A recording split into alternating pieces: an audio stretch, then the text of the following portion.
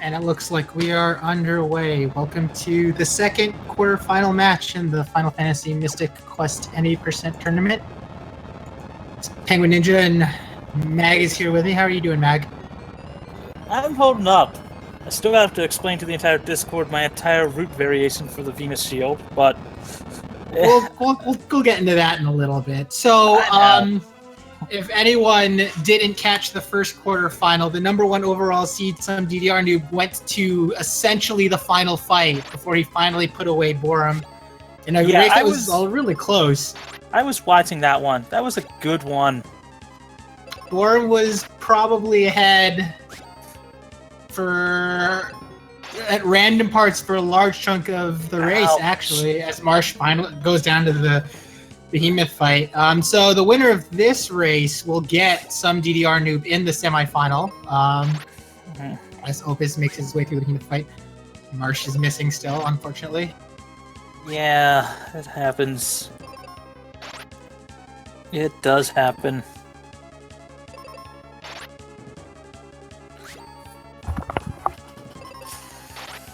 I know I couldn't watch the end of that one, but that's because I had to go give commentary on the Link to the Past Entrance Shuffle tournament.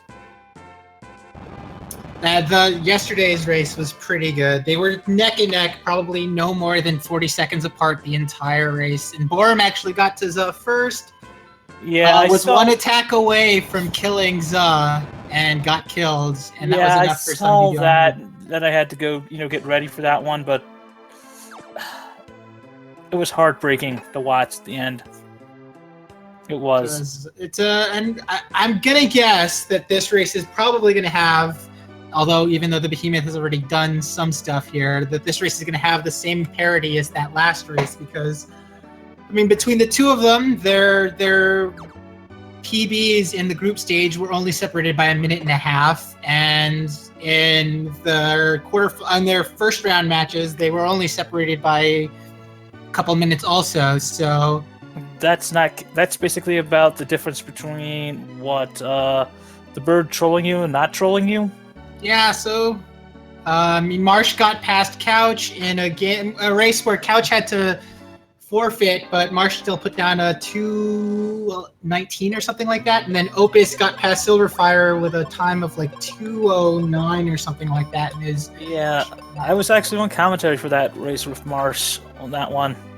As far as his race, against Couch on that one. But this should be an interesting one. I had to race against Opus myself. Didn't really put up a spectacular time, but I've improved big time since then. Opus all the way at his Minotaur fight. One of the few monsters that is susceptible to the life spell for some weird reason, so Kaylee's just gonna open up with that life spell and get past this boss. One of the few? One of the few. Bosses? Bosses? Yes. Normal mobs?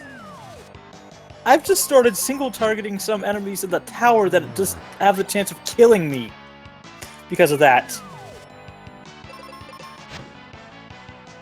There's a lot of mobs that are weak to life.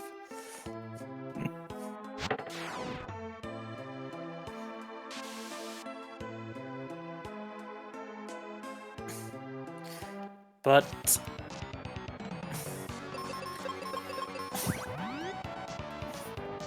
Marsh gets through his fight just fine, and so now we are on our way to our first crystal, the Bone Dungeon, which can be trolly in itself if you get a bunch of bad formations. Probably one of the few places where we can't really deal with groups of 3 yet, so we're going to try to avoid that. But we have Tristram in tow.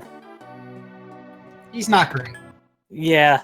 So do you think Opus or Mars will go with the skipping Quake strats, or do you think they'll go with the normal Quake strats?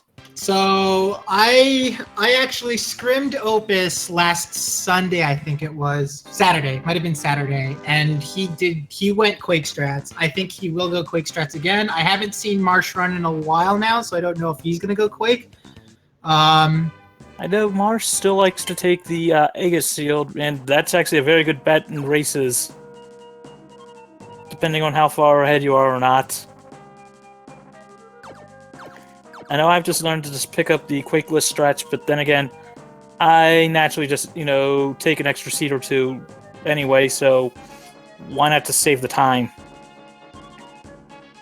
Yeah, if you're gonna, and we'll talk about the difference between the two strats later. That's not going to come up until we get to essentially the end of the Bone Dungeon, talking about what happens into the Wintry Cave. But both of them are making their way through. Opus is about 2 fights ahead at this point. Which, in this game, is not much of a lead. But for 6 minutes is sort of an impact since, Marsh also died at the Behemoth fight, so... Yeah. But... Tristram has decided to miss twice already on Marsh's screen, so that's a good sign. Hey, he could have an El Megas type run where they had, from what I heard during his world record attempt, he had crappy, beginning, and then just the God run for the end. RNG is going to decide a large portion of this later on, as Marsh is already closed in on 1 fight away. Tristram still hasn't hit on Marsh's screen, which is pretty frustrating to look at.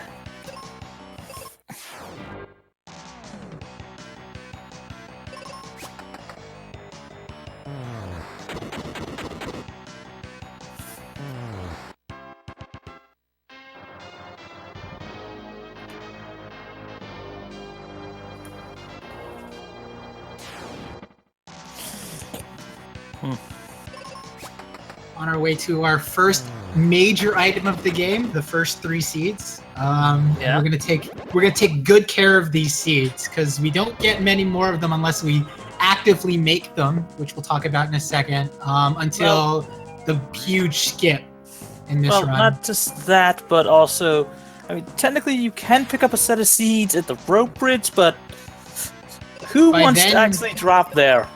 By then, you've already duped. Yeah. You've already glitched, so you don't need them. I know. There's a huge portion of this race that's going to be determined by how many seeds you have for the next 30 minutes or so.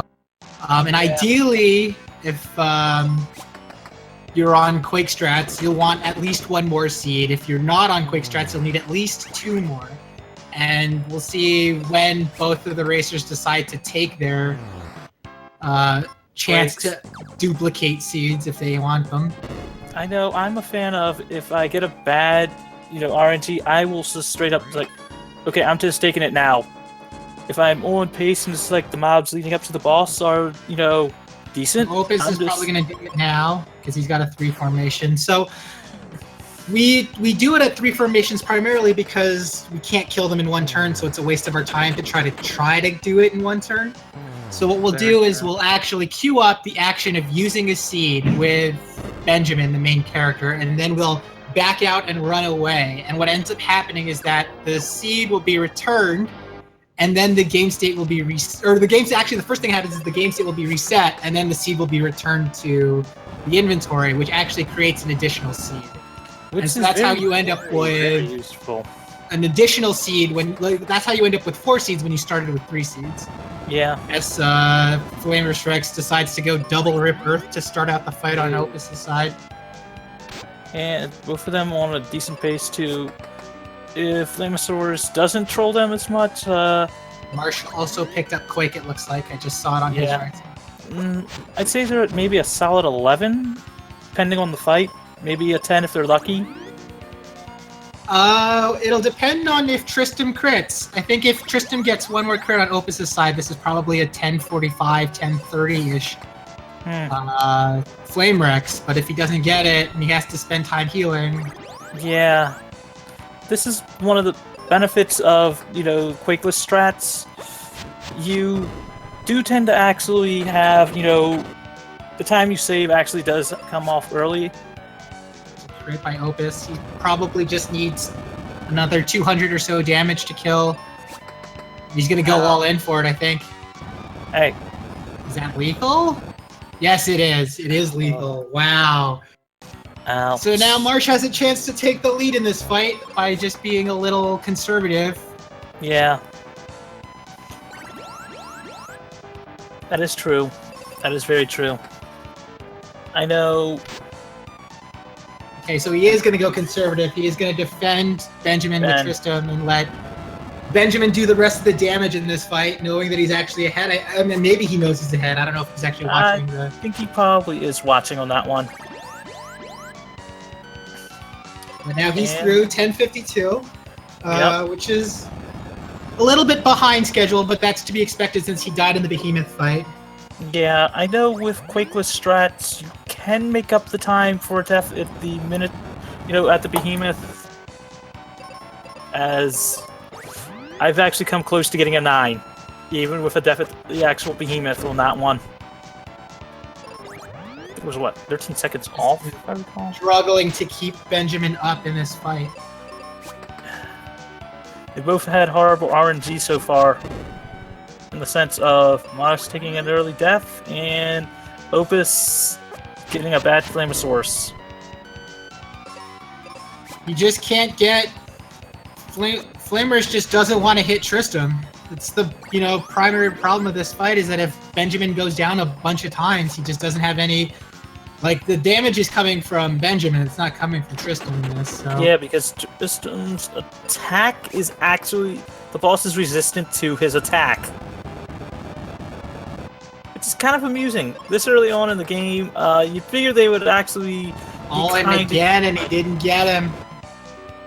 And now this lead's probably gonna balloon to 3 or 4 minutes. Yeah.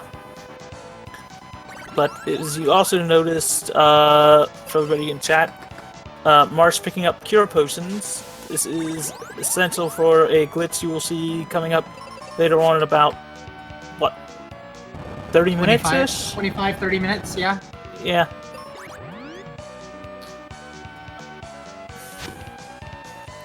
Which...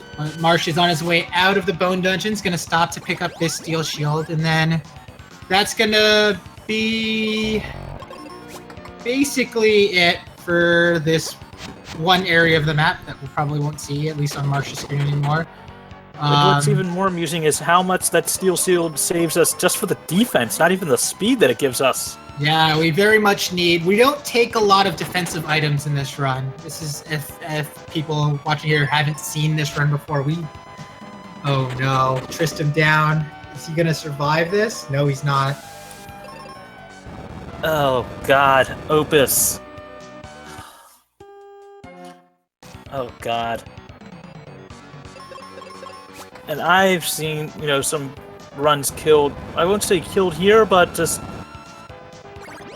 taking a few deaths. It's still early on. It's not like you can immediately lose.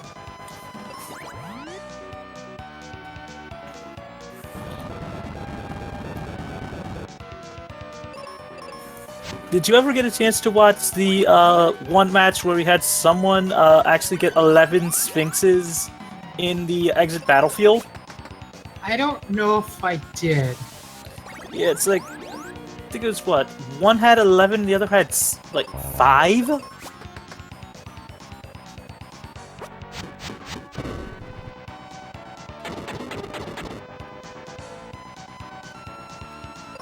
Alright, so Marsh is going to pick up the last one. So he's going to have plenty of bombs for this area of the game. He's going to now pick up Phoebe. Phoebe, one of our best partners in the game. So one of the few times where we can basically just be do whatever you want, and we'll pick up whatever's left. As Phoebe's got the AI to usually use the right spells in the right spots. There will be some times where we have to tell her to do something specific, but Opus finishes in 1440, so the gap between the two of them is already ballooned to 4 minutes because of those 3 deaths. Yes, but it's not an unsurmountable gap. Still recoverable. Still completely recoverable. I've seen during Mars's first match against Cyclone, having, basically, Pazuzu and Zoo basically making up the difference. Yeah, and we haven't even gotten to the real RNG of this run, and even a 4-minute lead isn't safe with the RNG that is a part of this. Yeah. So... Hey, I know I've been trying to come up with ways to minimize that, because, well... Everyone's been looking at ways to minimize that, Mag. Everyone's been looking at it for years. It's just... I know! I've at least come up with a few ways that are, at least employable at present.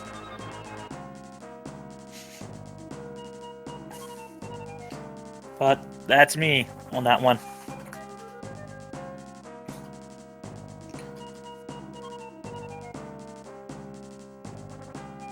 I don't know if Marsh has duped yet. I don't recall seeing him dupe. He's on Quake Strat, so he only needs 1 seed. And I'm not sure if he has duped his yet. I think he's waiting until the upcoming fights with, I think it's the Sphinxes that are here? No, wait, I might be thinking about the Ice Pyramid there. Yeah, that's in the Ice Pyramid. So I think he's trying to look for, this might be the formation where he finally does it. Yeah, here he goes. He's going to go and take the seed and run out. It's the type of formation that you would normally want Kaylee on auto. Sorry, not Kaylee. Phoebe on auto. Phoebe on manual anyway, because it's a time save. So general thoughts about Phoebe is that she knows what monsters are weak against typically and will use the right spells, but she doesn't know how to do that effectively if there are more than one type of monster in the fight at the same time. So if you see at any point these two hedgehogs, you see 2 of them in one of the scorpion things, Phoebe doesn't know that.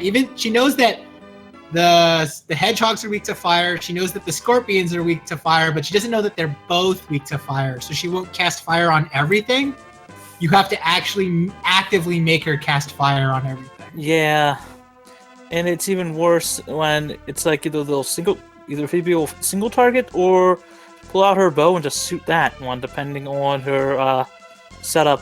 That's not necessarily the worst, because, I mean, the bow does enough damage to every monster, at least in this area, to kill them in one shot. So if you're safe with the removal of one monster here, it would be...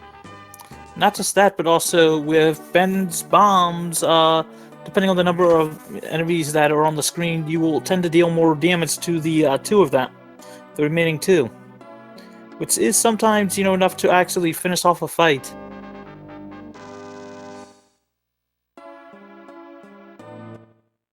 Marsh having a pretty good win streak, Cave. I don't think he's seen a single riddle yet. No, he has not.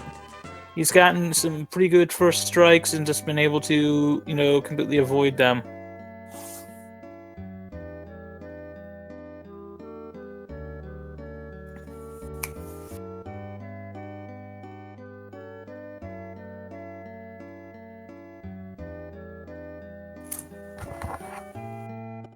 But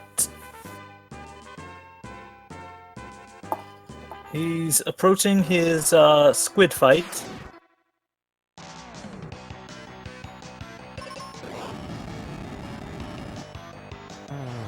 Very clean second floor for Marsh as he makes his way. Okay, I don't think he actually seeded there. Oh, and he actually used seed to... He used 6 cures in the Bone Dungeon in the Flamers fight, so I think he might have to dupe once more here. Yeah, most likely. I know that's one of the benefits to not taking Quake, because even if you haven't had the time to dupe seeds, you can just waste 1, be it 2, because you're going to have to dupe an extra seed or 2 there anyway. It just makes up for the time loss.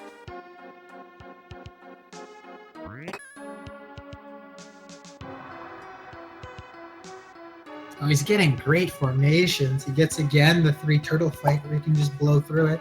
Yeah. He is actually on pretty good pace right now.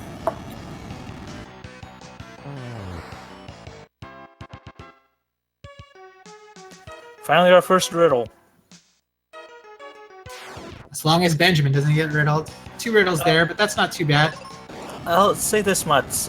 One of the most amusing things I have seen is getting riddled just before Ben's turn and him actually still pulling off a bomb on all the enemies and winning. Gotta love those clutch moments. So Marsh starts his squid fight. So this is one of the few fights where we actually probably don't care if Benjamin lives or not. In fact, it might even be faster if Benjamin dies as soon as he possibly can. Because the amount of damage you put out with those bombs and the frames that it costs to have him attack aren't worth the price of admission. Oh, technically I guess what he could do is take the few minutes and throw Ben on defense and just defend Phoebe. Wow, 3 crits. He's having a great run so far after the behemoth death. Yeah.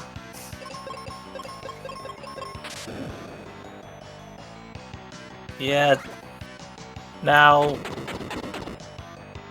I know for myself, this is where I start to actually diverge from the current, conventional routing, but that's me. Yeah, I'd be very surprised if anyone diverts in a quarterfinal match at this point. Yeah, I know. I've asked people to at least check it out, even on a practice run, because it's an interesting thing, and every, item that you get, it's like you literally walk by. It's like part of it starts with just picking up the chest and just walked by. But you're giving up frames to do that. You have to ask yourself whether those frames are worth it. Most of the runners are probably deciding that's not the case, and are just going to continue on. So at this point, Marsh is going to run back to the Libra Temple, warp to the Life Temple, and grab some water that's supposed to save the town, but it won't because it only saves one plant. But it's the same point. Yeah, I know you're giving up frames, but what's one of the benefits of taking the Aegis Shield apart from the resistances about the final dungeon?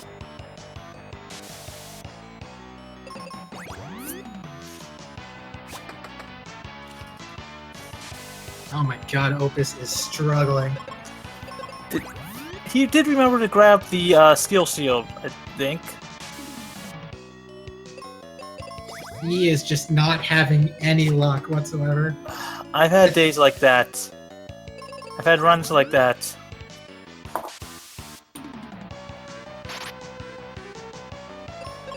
God. This is almost like the run that I had when I forgot to actually get the steel shield. Phoebe can't hit anything. I feel like this is one of those times where you just have to retreat, cut your losses, maybe reseed, and just go back in. Like, committing to this fight all the way is probably just making Opus more frustrated. I think he just needs a clean reset. Well, if he's playing on console, he basically needs to not only... I'd say make a clean reset. Well, reset the fight on that one, not full reset, power off, take out the cartridge, blow it, and then, go from there, but...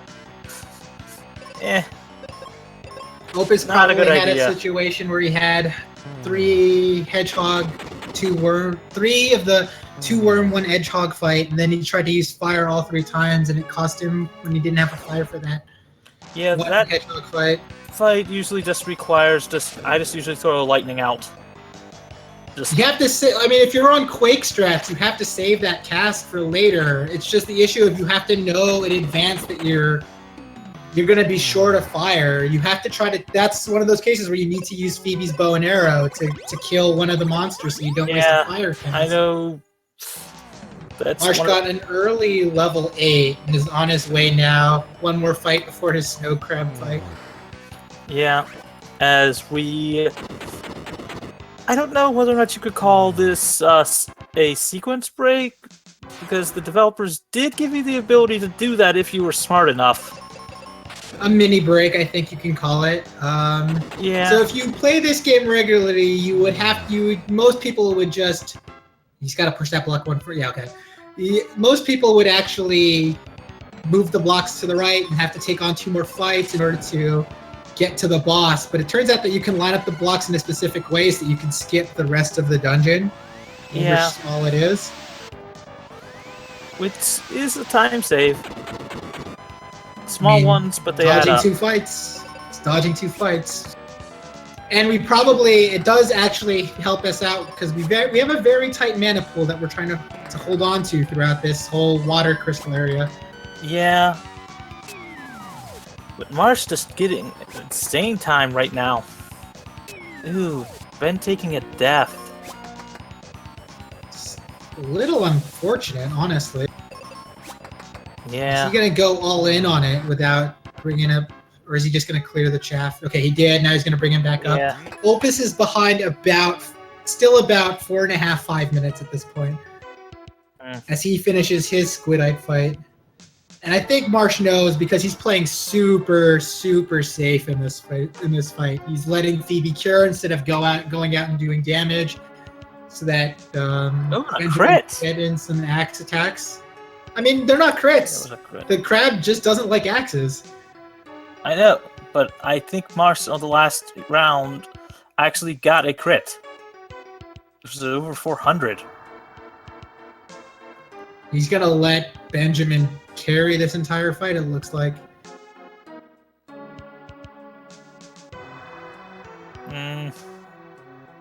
Now I think he's... Oh god, Phoebe's confused. You gotta love it when I'm starting to realize that maybe he didn't even seed for this fight, and he's just doing this on the fact that he's not going to have any thunders to cast. He's just going to straight up do this with physical damage. Yeah, I think he might have forgotten, but... I mean, this is the other way you get around not seeding. Or not taking the extra seed, but... Yeah, not taking the extra seed, but it is time. He must feel confident that he's ahead on time, because I don't think this is optimal strategy otherwise. Yeah. I'd say it's more of a race strat if you'd like, but... He could have just taken any one of those Lamia fights and duped a seed before going into that fight with the crab. But now he's fine. The crab is dead. 27.5 minutes. He's going to start his ice pyramid. There aren't any random mobs in this. The mobs are just invisible. We just choose not to pick up the item that lets us see them.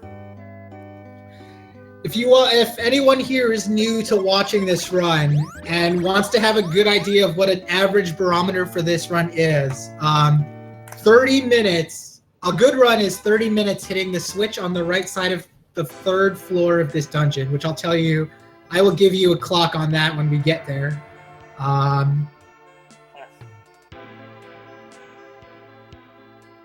Yeah.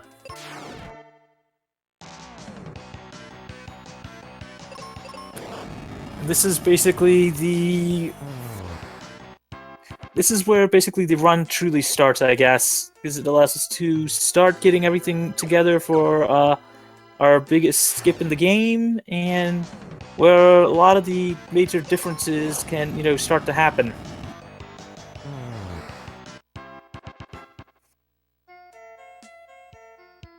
Well, that and the tree, I guess. Wouldn't you agree? No, I think the tree is when the game starts to divert for a lot of people. I think at this point, this is still a lot of technical execution by both runners. Everyone here who's running in this event knows what you're supposed to do in certain formations, and are just following the strats to clear out the monsters. You don't start to see some confusing ideas and changes in actual modus operandi of the runners until probably the tree. I beg to differ there, but that's me. But, everyone knows that I'm a little crazy when it comes to that. Mind you, at least I've come up with ways of actually, at least in my opinion, nerfing the RNG somewhat.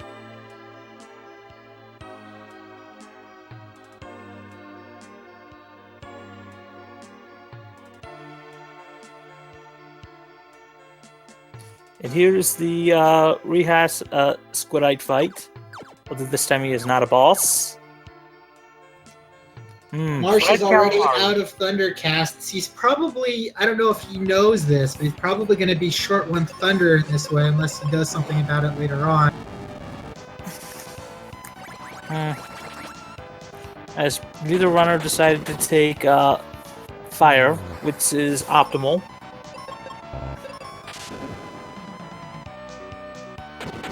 So, how many Sphinxes do you think they'll see once they get to exit? We're not anywhere close to that. I know that. I'm just trying to start getting, Chat to start thinking of numbers because we're working on it.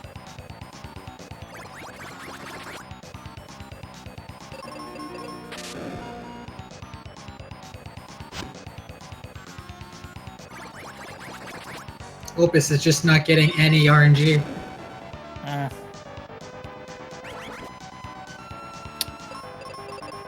Oh god. Oh god. That's fine. He's cut it back down to 4 minutes because Marsh had to go boltless on his crab fight. Yep.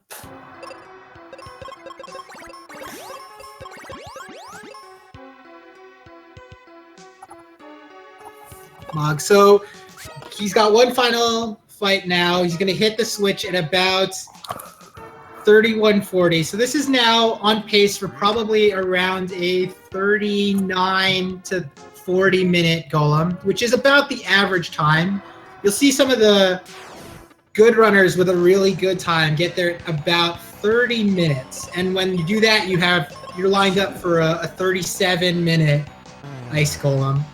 Which is about 10 minutes faster than my current gold split on that one, but that's me. Mind you, doing that one, I did accidentally fall down just before the ice golem because I missed time to jump. How did you miss time a jump, Nick? All you do is... I know. I just accidentally hit forward instead of... No one does that! Y'all don't do that for a reason! Why would you do that? I know! I literally beat myself up for doing that!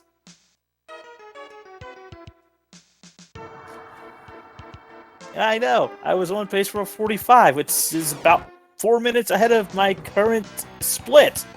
Maybe cast fire on Marsh's screen, just left it on auto.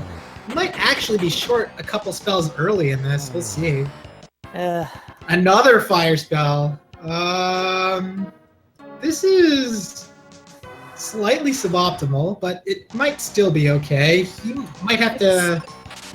It's still okay, as, Oh, he's got 2 seeds. Oh, he's fine. Never mind. Yeah, that's... He's actually an additional one. Yeah. Just for safety. Okay, fair enough. Yeah, then he'll be I've okay. just started to learn. I'll dupe an extra seed or 2 just because I still might make a screw up here and there, but oddly enough, also this early in the game, if you do run out of magic, you could always just life strats on the enemies, as almost all the mobs in here are susceptible to life. Opus is doing that now, killing the Sphinx with a life spell. Yeah, I'm a fan of just using that, on some of the mobs that just like, oh, okay, you're gonna be in trouble, I'll just get rid of you now and just save myself the time.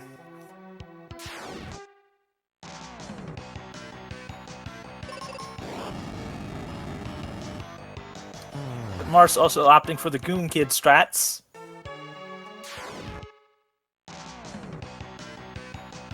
The separation between the two of them is about 9 fights at this point.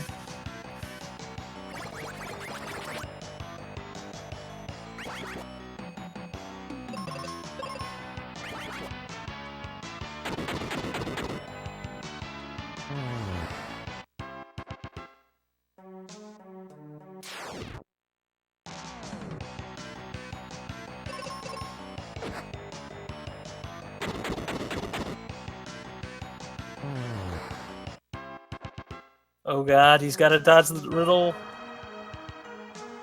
He's fine. Oh, I know that. Would you think it was worth the bolt or just, Absolutely. If you can one-turn that fight, I think there's a lot of people that are starting to get really defensive about that fight and trying to do one spot removal spell on one of the Sphinxes so that he can but that's 2 turns, and I don't think you should be worried, because I think more often than not, Benjamin will go faster than one of the 2 of them.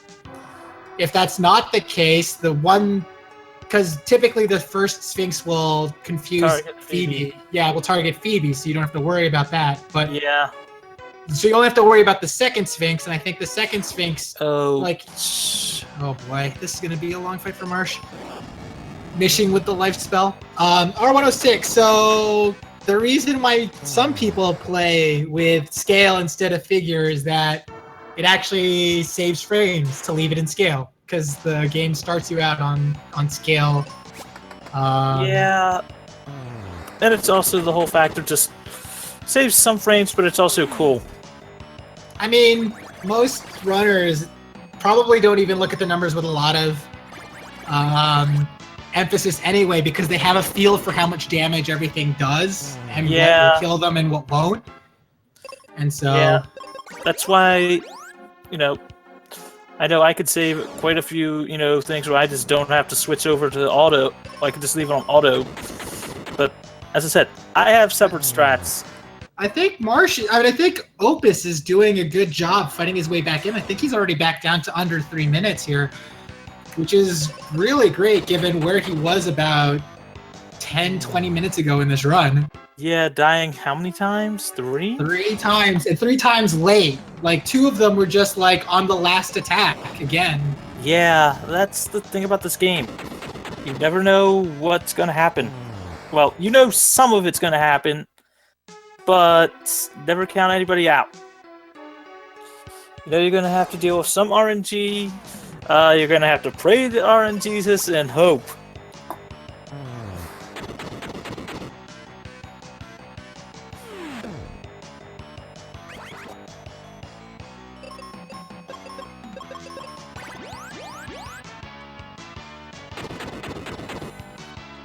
Marsh makes his way to the basement floor of the ice pyramid. 4 more fights to go before he starts his ice golem fight, already at 37 minutes. Yeah, and also, you'll see him pick up the Night Sword immediately following this, because it's right in front of him. And it adds +5 speed.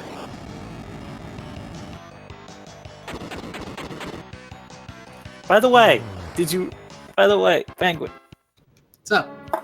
Did you hear that they actually found a spot where it was faster to walk than teleport? Where? Right after you get the Cupid's Locket, to go to getting, to basically back to Fireberg to get the Mega Grenades. Oh, I walk that all the time. I actually figured that one. He actually timed it.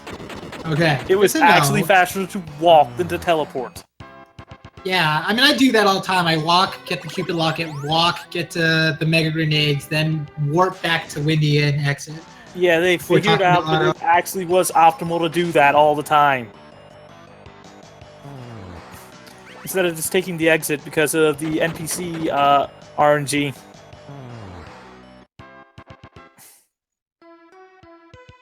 Alright, he's through his final regular enemy fight. On his way now to the golem. And now, is there any better, difference in the fights that you choose between, when you're going to pick up the noble armor? Or is it just personal preference? You don't pick up the noble armor? No, I said buy the noble armor. Oh, that I always take the Sphinx fight over the squid fight. Because on the off chance that you get the 2 Sphinxes, 1 squid fight, you can't, it's suboptimal. There's nothing you can do about it. That fight is bad, and you either have to run away and try to get the better formation, or... Whereas if you get 2 Sphinxes, or 2 Sphinxes and a Gather, you can still get out of that fight in 1 turn. You know how to do that, so...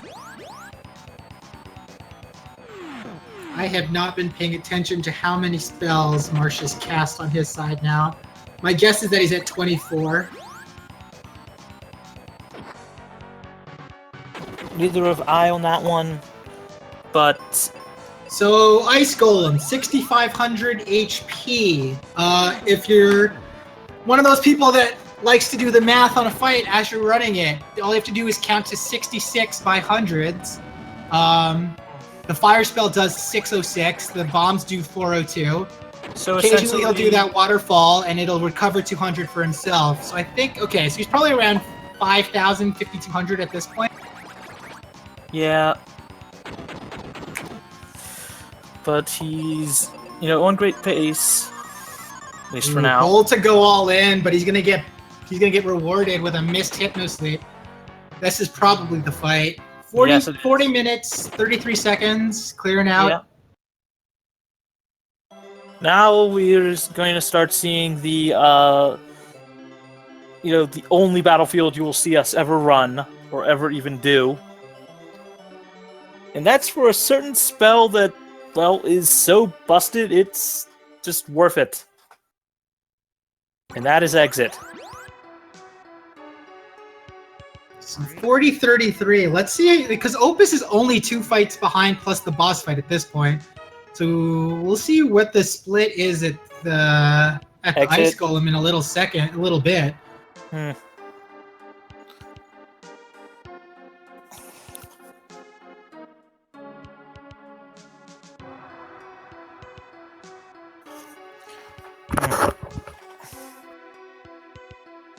But I never knew it would be faster to actually take the Sphinx fight over the Squid fight in the Sphinx. It's just you're betting against RNG. If you think you're confident that you're gonna get the 1 Sphinx, 1 Squid fight, then it might be better to do it. But that's not always gonna happen. Oh, I know that. Just like you're always betting on a floor 6. But then that's a gamble you're automatically going to have to make anyway. So why not bet on it?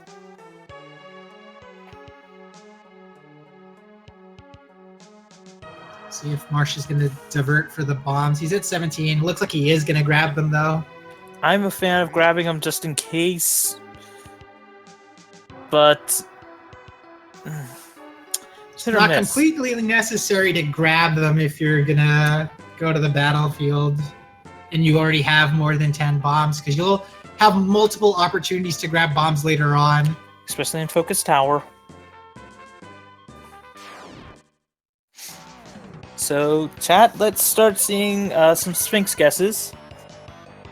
How many do you think he will have to deal with? Penguin? I think the average is about 4. I'm expecting them to be like around that number. I remember his last race, I think he got a 0 on one of them.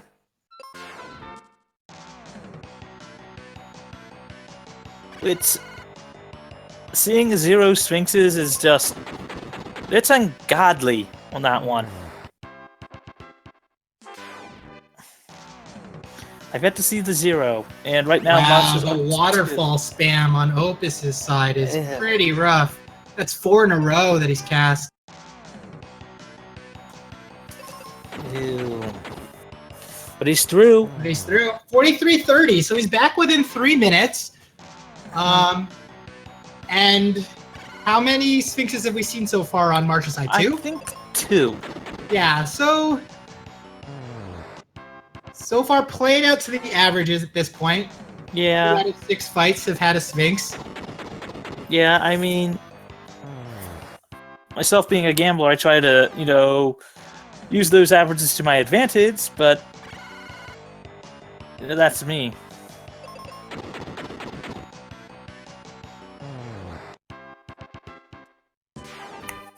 Six down, 4 to go for Marsh.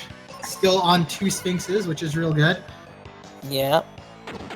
Which isn't the fewest I've seen in a race for this, but it isn't the most.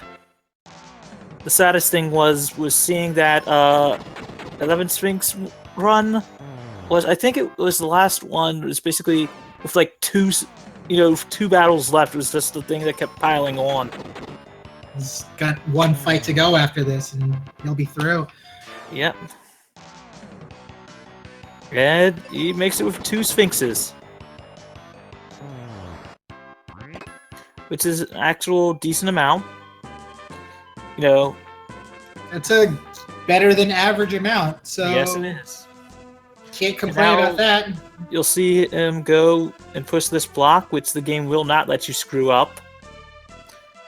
I know for myself, I'd be picking up the Venus Shield right now, and then pushing the block, but as I said, I've got crazy strats. Mind you, I actually managed to skip the entire walk back to Aquium and the entire walk back from Fireberg due to this. Which I have to admit, what would you say is the amount of time it takes you to walk back from Fireberg? Bombs. That's weird. Marsh passed on bombs. Focus tower. I mean, he's got to probably grab at least one more set of bombs to be happy with the rest of the run going the rest of the way. Oh, considering he's got to walk by them anyway. He's probably going to grab them. He's probably going to grab them during the Aquaria trips, so yeah, I think it'll be fine. Mm.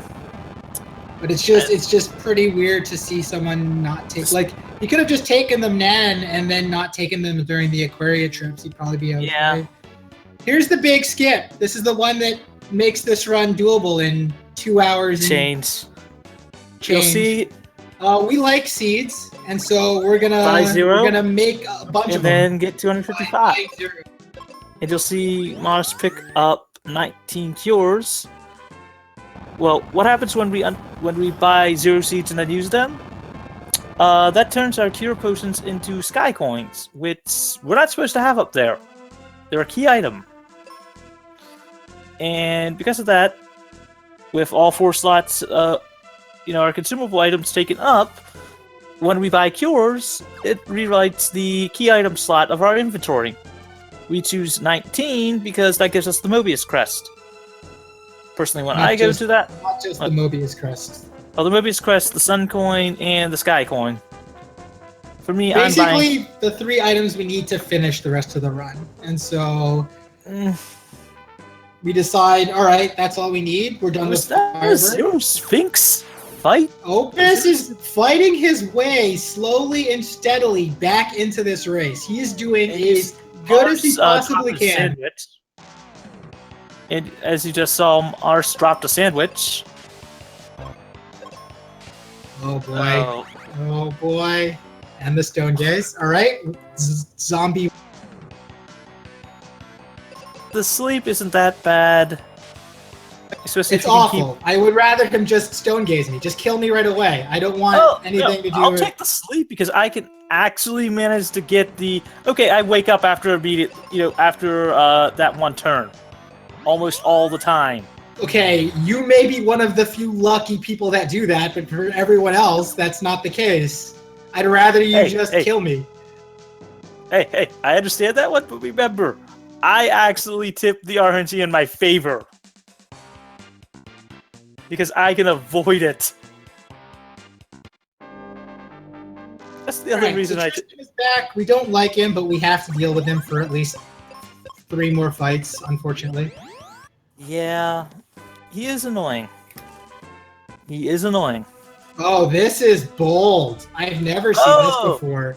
Oh, I have. He's going back. He's doing it. Oh, no. What? Wait a second. Does he not realize that he didn't talk? Oh, yeah, he does. He just he realized. Totally just forgot that he didn't go through the... Off to the tree. I know for myself... He's got to be listening to the stream, because I don't know if he would have realized that otherwise. Yeah, I know for myself, I thought he was going back for wind. I thought he was going to go in... For Ario? I actually will take the gamble. I haven't done it, but I can understand you on that one. I can understand him on that one. It is a gamble. But the gap is closing now, even more than ever. He's in chat, and his comment was, I did a dumb. Yeah, I've done that too. But it's better than walking all the way back to Fireberg. But, yeah... I know I actually can get away with making a dumb mistake there, but Opus has a clean zombie fight. We're only 1-2 fights away from each other now. After Opus was behind 4 minutes, 5 minutes at one point. Yeah. You know what I think is funny? The ghosts here, I think, are dead ninjas from the tower. Because they multiply? Yeah. I mean, they're not... It's not the only... Most of the undead things multiply. I think the mummies can also multiply. I have never seen them do that.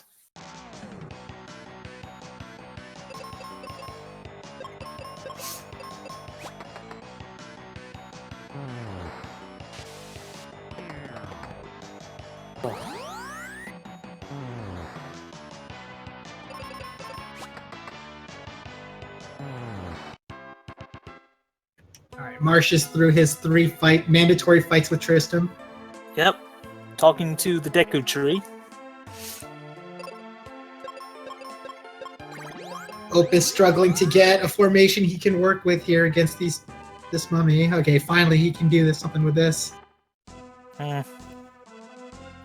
Will you actually make the gamble now?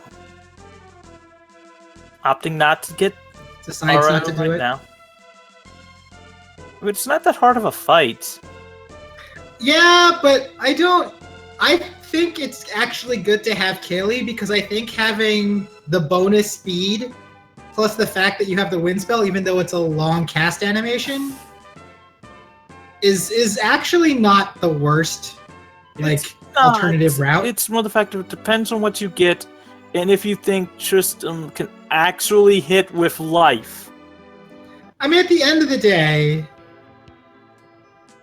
we're gonna finally get rid of Tristram for good here as Marsh is going down Spencer's place. Yeah, and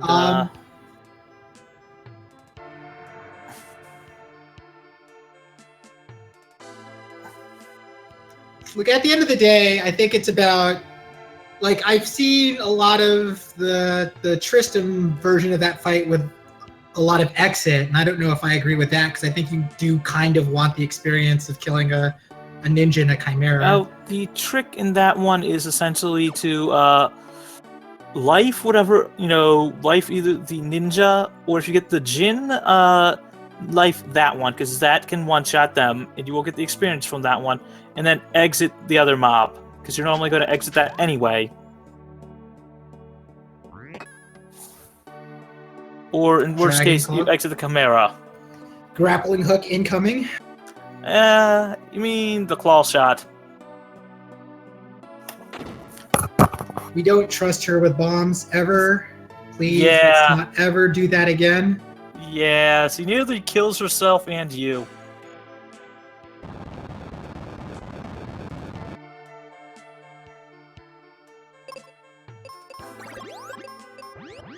But yeah, they've both nearly caught up. Opus is probably about a minute behind at this point, which is not too bad given where he was, of course. That is true. That's true. And now you'll see us pick up Kaylee again, who apparently has gained, what, a lot of levels? 28 levels. Turns out taking a nap is really good for experience. Oh, not just that, it's what, Elder Scrolls also has that ability in there? But usually in Elder Scrolls you have to do stuff between going to sleep. In this game you just sleep. That's all you need to do. Sleeping is good. Alright, so Marsh is probably gonna, run past the door to go get the arrow spell, exit out onto the rope bridge, the wind crystal side of the map, then run back in, because now when he's done with this fight, he can cast exit and it'll return him to the rope bridge. Whereas if he tried to do it, I found it would return him to the aqua. Yeah, it would return him to the water crystal portion of the map, and he doesn't want that. Yeah, because that takes more time. Give me the chimera fight and the ninja fight.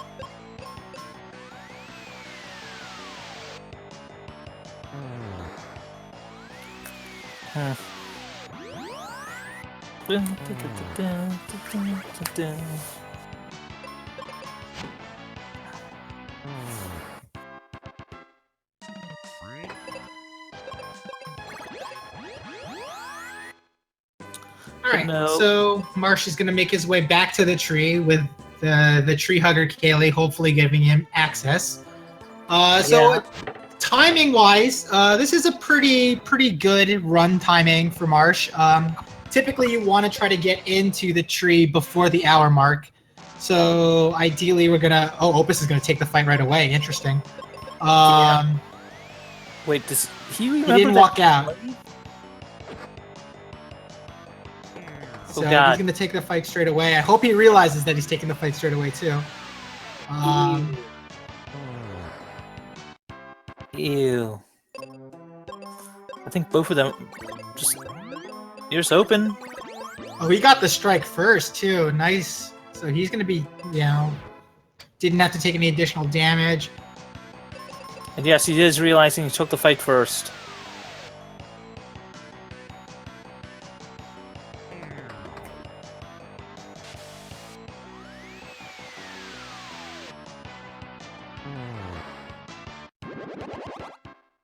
You want to try to get into the tree before the hour mark. Typically, the better runners will get there between 52 and 54 minutes.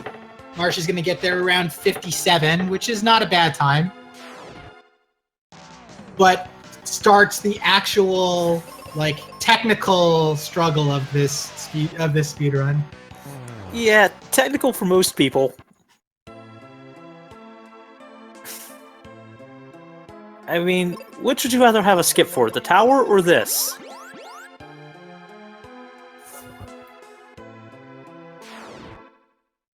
Yes, I keep hearing different opinions about it from, a lot of the runners of this game.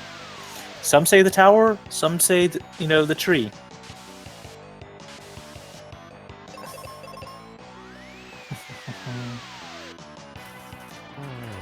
Opus is closing. I think the gap is going to be down to 30 seconds. Yeah, by now, yes. And these fights, any fight with the tree, you're almost always getting a first strike. I believe that is correct. Yeah, I think it's very rare that you could not get first strike. I'm surprised, though, that he's leaving Kaylee... He's manually controlling Kaylee for those fights. I think you can just leave her on auto and let her axe away. True, but at the same point, it's also, do you want to actually take the time to re-menu that, and then know for some of the later fights when you're going to need to switch her back over? I mean, most of the good runners will just mentally clock where they're at with their partners. Is that double stone gaze? Yeah, okay. Opus is dead on double stone gaze. So the gap was 45 seconds going into the tree. We'll see if it stays that way, especially during the worm and ooze rooms. I know for myself, I'll just leave it, and just spam, RO during that one, but... and a second death to Opus. Taking the riskier of the strats here by going double arrow 3, I think. The safer strat is just to have Kaylee remove one of them and then use the claw to kill the other two with win 2. Yeah. It depends because then you only take 2 attacks. I mean, it's all about taking attacks. The reason why he died twice was because he had to take 3 attacks and 2 of them were stone gazes. Yeah. So... I've actually managed to dodge the stone gauges, but... That's one of the other reasons why I came up with the strats to get the Venus Shield. The actual it doesn't help evade... you against stone gaze. It only helps you against paralysis. Matters. The evade matters. Because the evade very rarely matters. It does matter. It does. Factor that over an hour's length of the game. It adds up. How many fights are you taking attacks where that matters? It seems very unrealistic. It matters throughout the entirety of the tree and the tower. And especially during the bird fight. Trust me, it adds up. The time is there. It's one of those things, it's like second to 2 per each fight taken off. How many times are you actually taking a second off of a fight, though? Let's be like, you have to stop and think about that realistically. How many times are you taking a second off of a fight when Marsh has literally gotten double worm? 3 of the 4 fights in here. Yeah, right? this one, I'm just leaving it on auto for that one. However, triple worm? I've had runs like this where it has helped, you know. But as I said, that's me. The biggest thing was also being able to consistently get Pazuzu during most of his actual stone effects. He's gonna run from 3 worms? That seems... He's playing really greedy. He does get rewarded for it. That's surprising, but... Oh, I think there is a percentage on that one, and it's tipped in the 2 worms' favor on that one. Inside the worm room? Yeah. Inside the worm room. It actually has a better chance of giving 2 than 3 by, like, I think it's like 5%-ish? It's like 55 to 60 versus, you know, the 3 worms, if I recall. So, it does save some time. I mean, would you rather take the 2-turn fight or the second to run and have, you know, a better chance of getting a 2-worm fight? He's giving Opus a chance to get back into the race by trying to run from this fight. It's not about the math of the situation. The fact of the matter is that Opus is actually gaining ground. He is 3 fights behind. And he doesn't really have enough time anymore to play with to just decide we're going to try the cheeky strat to get the best possible outcome. Oh, I feel you on that one. I do. By this point, it's just get the fight done. Just get it done. Now, after that, you know, who knows?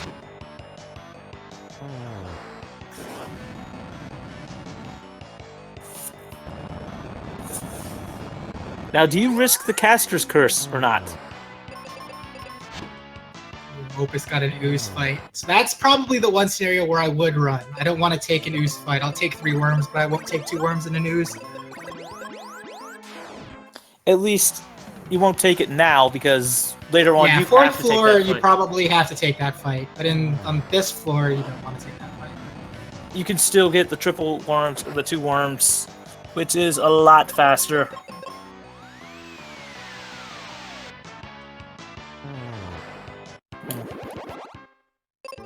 Marsh out of his worm room in 103.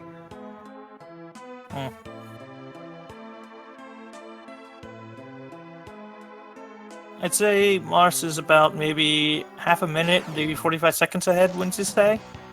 So closer to a minute now. Opus has gotten some pretty bad RNG, and then he had the double deaths on the mummy fight, so unless he gets a couple of single worms or double worm fights, which he hasn't been getting many of in this worm room totally. Yeah. So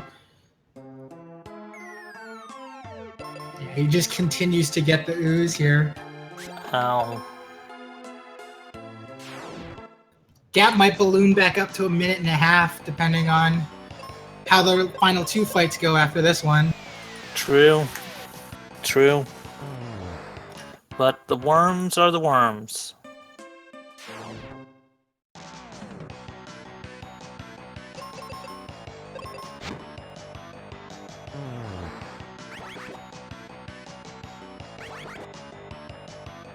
Double stone gaze? Wow. Wow. It's fights like these that actually, you know,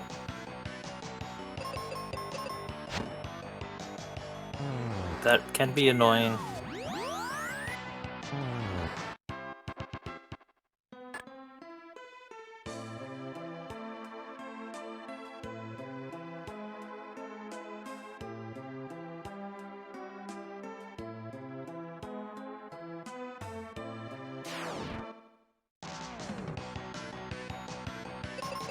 The gap is about 2 minutes again. 1 minute and 40 seconds. So Marsh got some good RNG in the worm room. Opus didn't get nearly as good RNG, and the lead has started to stretch back out.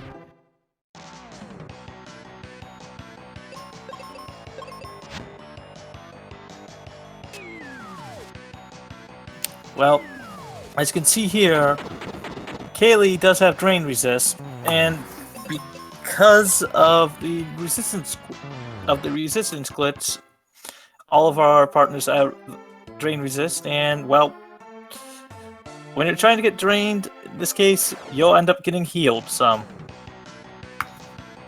Interesting. So I saw DDR when he was in the tree yesterday during his race run claw on the ooze fights instead of bombs.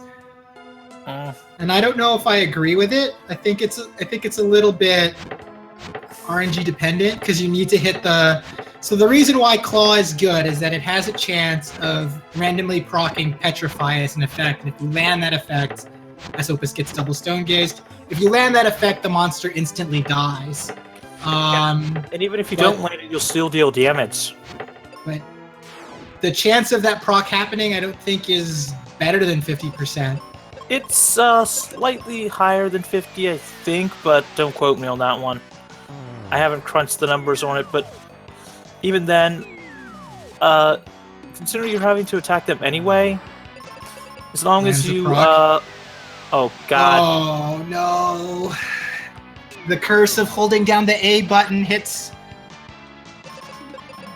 Yeah. I know I've minimized it, but happens to every runner at least once in a run, where you just hold down the A button and get a bad input.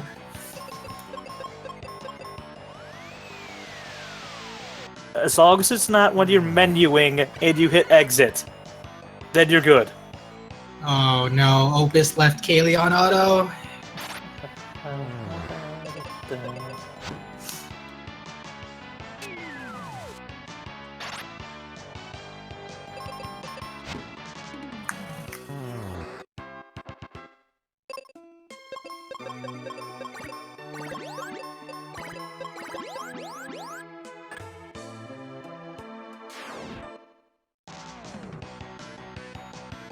Opus is like 4 fights behind again. Yes, he is.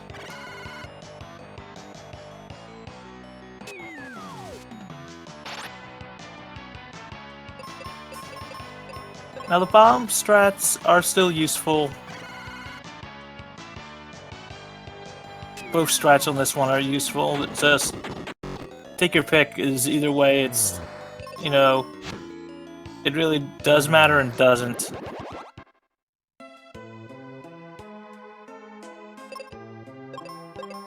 The question is whether or not you want to have guaranteed damage or not. Well, true, but it also depends on your accuracy and what level you're at this point.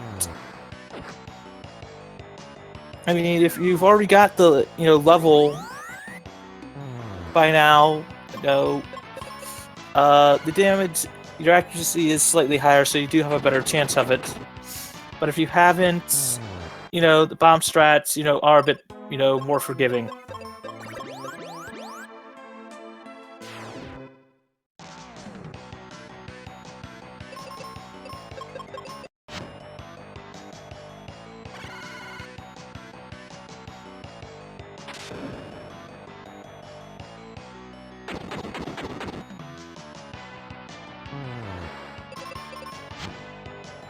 But Mars, getting at the top of the tree.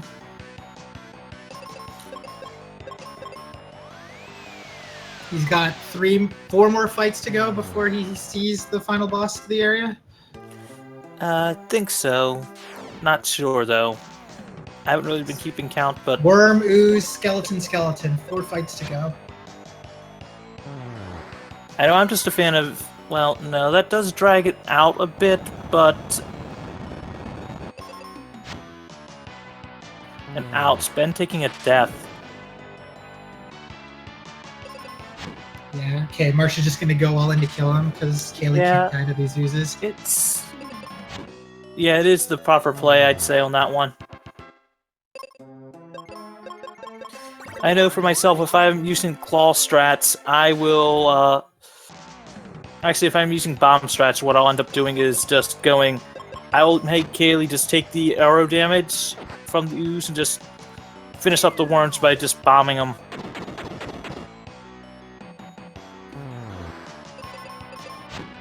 Because if Kaylee's near full health, she will survive. It just requires me to possibly heal her after that. Little bit unnecessary to heal on Marsha's side, but that's okay. He's got a little bit of an advantage. He doesn't need to do it because he kills here. Like, he could have cured at the end of this fight, wouldn't have been any different. Yes, but is that a guaranteed 2 skeleton fight? Yes. Sometimes it's hard to remember what the guaranteed fights are and what are the random fights. If you know it's a guaranteed 2 fight, then it's worth just holding off on it. Spooky laugh. Double spooky. Oh god, ow! Oh, what a lucky roll. Yes. Yes, it is.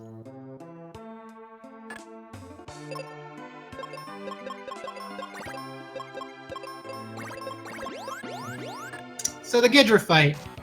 2 skeletons. We have to try to get rid of them as soon as we possibly can because we don't want to be confused again. That was nice once, but probably not the second or third time. I almost never seen him cast Confuse on me, but I get lucky. And there it goes. Confused Kaylee.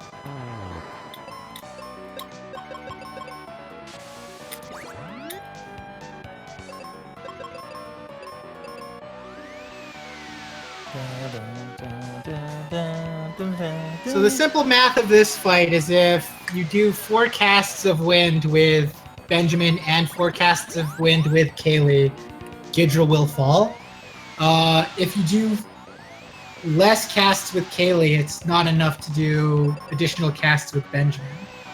So if you only get 3 casts in with Kaylee, you have to actually cast 6 times with Benjamin, which might end up being the case if the Ghidra wants to go hard on trying to kill Benjamin.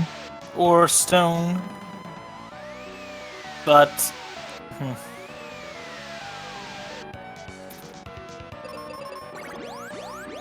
So Kaylee's already missed 2 casts of wind, so... Still think my dog's better, but... He's actually getting good RNG on the fight, because at least, you know, Ghidra has not yet tried to stone either of them. And he's through. 112. Yeah, finished with the tree at 112. The Goon Kids. Get them out there, chat. Let's go. Goon Kid. Goon Kid hype. And Opus just about won his Ghidra fight. In fact, he's entering the fight right now. And the reason you can't see the tree moving is because, well, we didn't give a damn about the fire area. And now you'll see Mars going and picking up Meteor. Okay, well, that's slightly unfortunate. Okay, he's going to survive, so he's going to heal Kaylee. Level 15 is a dangerous level to be at in this fight, particularly for the situation we just saw on Opus's screen, where Kaylee is petrified, and if you're level 15, you only have 600 HP, and it turns out if you get hit with Quake at that level, you die. But if you're level 16, you have 640 HP, and it's just enough to survive. So you survive every attack that Ghidra can cast except for another stone. Yeah. And now you'll see Mars going to pick up his Meteor. The reason it's a powerful spell, we just don't want to deal with enemies when picking it up. And since this dungeon is the only dungeon that when you kill the boss, everything else disappears, it's worth waiting. Opus is done and about 2 minutes behind. And he's now at his Goon Kids, so everybody, let's get them in chat. Wait. I personally... Okay, so Marsh talks to Otto first and then goes and gets all the items? That's interesting. I know, I will just get the items and then go that way, but is there a real difference? I don't think there is. I don't think there is either, so it's personal preference, I guess, on that one. Though I do have to say, I I wish we could skip Mega Grenade. But we can. At least right now we can. Yeah, but technically there's only 2 reasons we need it. One? Yep. And the one reason we need it is to actually clear the first level of Doom Castle. Yeah, but do you know what the other reason is? Because you need it so that you can blow up Spencer's place. Otherwise, the game's softbox. Nope. You can do it without it, if I recall. It's because the trigger for that one is the only fact that you have the bridge 2 there. The other reason is so we can actually blow open the 6th floor of Pazuzu's tower. Yeah. Because Marsh left Kaylee on auto. That's not good. Oh. But yeah. What are you blowing up on the 6th floor of Pazuzu's tower? The wall to get to the 6th floor switch. You can use a regular bomb for that. No, you can't. I've been there with just jumbos. It doesn't work. At this point of the game assumes you have jumbo bombs. Sorry, not jumbo bombs. Mega grenades. Therefore, it will not work with jumbos. It's the same way you cannot blow open the hole in Ice Pyramid with mega grenades. I actually have done that, where I have gone through, gotten mega grenades, gone to get to the actual. I thought that was because there wasn't a spatial position that you could set yourself up at to throw the grenade to blow up the. True, but with the actual bomb glitch, you'd figure you would be able to do it. No, that's not. I'm pretty sure that's not about glitching. That's just about there's no spatial location of throwing the bomb. That is true on that one, but as for the other thing, yeah, I have gotten to there with jumbo bombs. It won't blow it open. And technically, if we didn't have to throw the Mega Grenade at the one skull in Doom Castle, you actually really don't need it.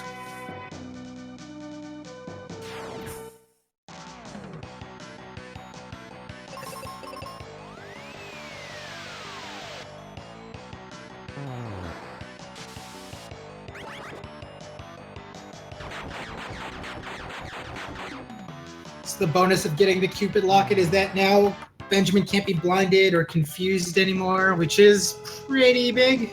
Yeah, technically silence, but according to... No one cares about silence, Mag. That status effect doesn't do anything in this game. I was just about to say that, man! It doesn't do anything! I know! I was just about to mention that.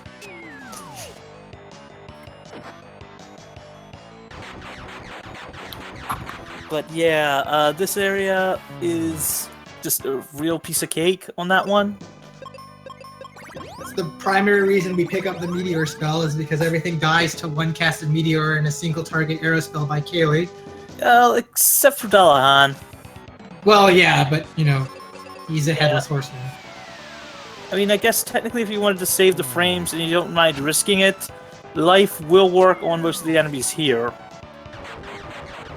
Which is technically faster, Life's animation or Aro's animation? I think it's the Life one by a little bit, and it's definitely Life if the monster is weak to arrow, because the little pop-up for monster being weak to arrow is probably enough to. Yeah. So I guess technically if you want to risk it, you could save a few seconds by single targeting Life on them.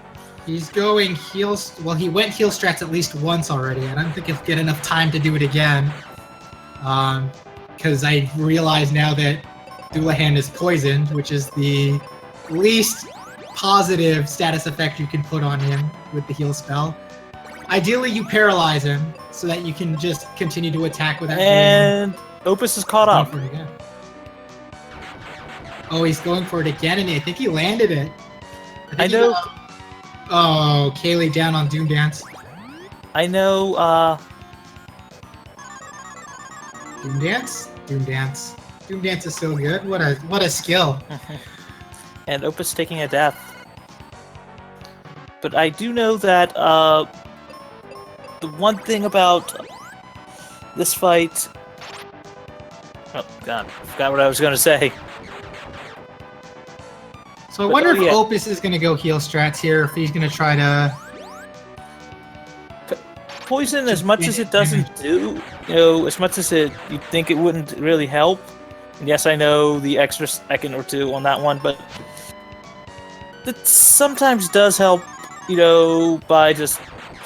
I've just occasionally had to, just Opus die is right after. Really unlucky with the Doom Dance map here. And Mars is true.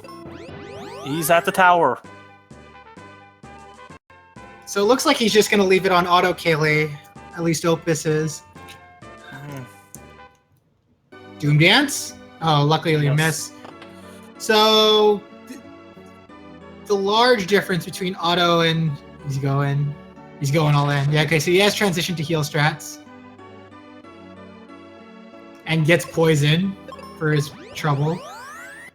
Poison does take a little bit of time off, but not as much as we'd like.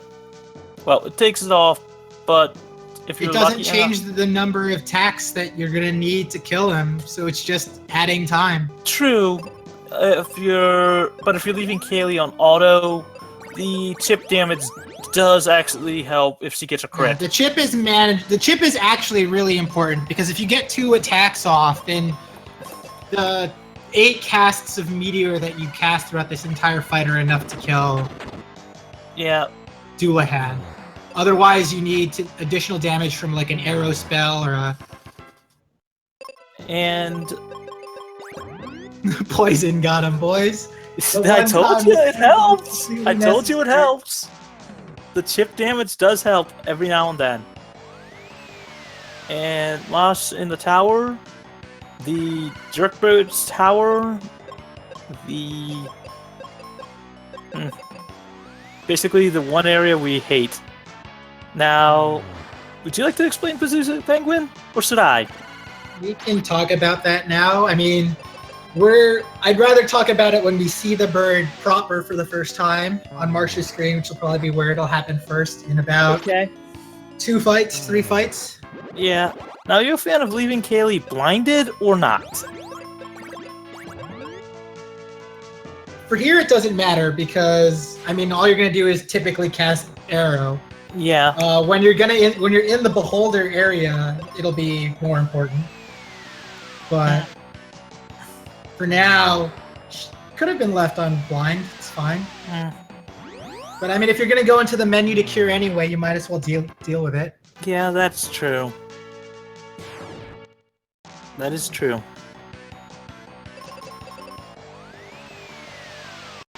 And both of our runners are on a pretty good pace. Separated by 3 fights now. Opus is starting to fight his way back in. And so here we go. That's so we talked to the bird on the 3rd floor. He's actually, if you look at it, he's actually on every floor until you talk to him once. And then he isolates himself onto a specific floor that isn't the floor that you talk to him on. So because we talked to him on floor 3, he's either going to be on floors 1, 2, 4, 5, or 6. We want floor 6. And the ideal scenario is that we get floor 6. And we'll see if that ends up being the case for either runner. If you don't get floor 6, it's already plus 4.5, 5 minutes. And if you get the worst number, which is floor 2, tack on another 6 minutes. And that could be the deciding factor in this race. Because Opus has cut it to within, like, about a minute. But now, I can say this much. From my observation, although you can have a floor 1, 4, 5, or 6, the game, at least from what I've seen, tends to not really want to give you an odd number floor. But that's from my own experience. That's What about not Cirrus bad. Penguin? Like, I've had a bunch of floor 5s and 1s. Like, typically when I don't get a floor 6, it's a 5 or a 1. For me, it's usually 4 or 2. But then again, I am actually taking the casual strat of talking to him on 1 just because you have a chance at a reroll. He can appear on 3 and you can talk to him on 3. Which is kind of amusing.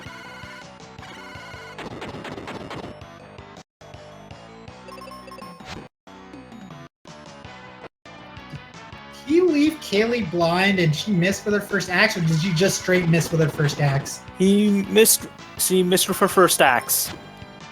And then she was blinded. Okay. I'm a fan of actually trying, out maybe defending here. Having Ben defend her because you're immune to blind, and these do have a tendency to try to blind her more often than not. I mean, she's not supposed to miss her first attack when she's not blind. So that was just unlucky. I mean, that's why I'm a fan of attempting this, and seeing whether or not, having Ben just, blind all the stuff, basically take all 3 blinds, whether or not they'll actually act differently. Because you're already going to have a 2-turn fight as this is seen. Yeah, but if you do that, I don't see how you shorten that fight. It's going to be a 3-turn fight if you defend with Benjamin. Kaylee will still get off an attack. Ben will basically take all 3 blind attacks. Yeah, but Kaylee can't kill one beholder with her attack. Yes, but she will weaken it, and then the next fight, the next turn, Kaylee attacks the same beholder. Ben finishes the other 2 off. He doesn't finish the other 2 off because you defended on the first turn. Okay, how much does Ben deal with 2 beholders only? 500. He doesn't kill either of them. He only does 1,200 damage to 1. The bombs are not super great anymore at this part of the game. So it's a 3-turn fight if you defend. I guess.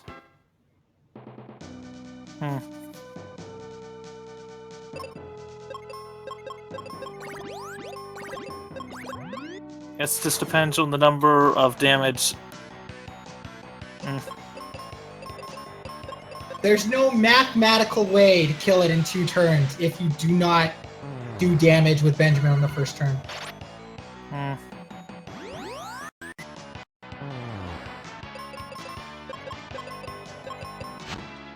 Well, there is.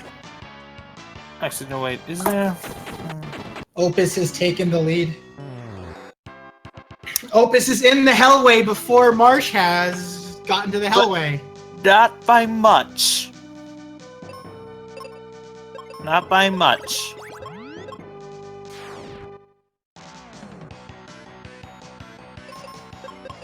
He has fought his way back from a 4.5, 5-minute deficit to be all square into the Hellway. True.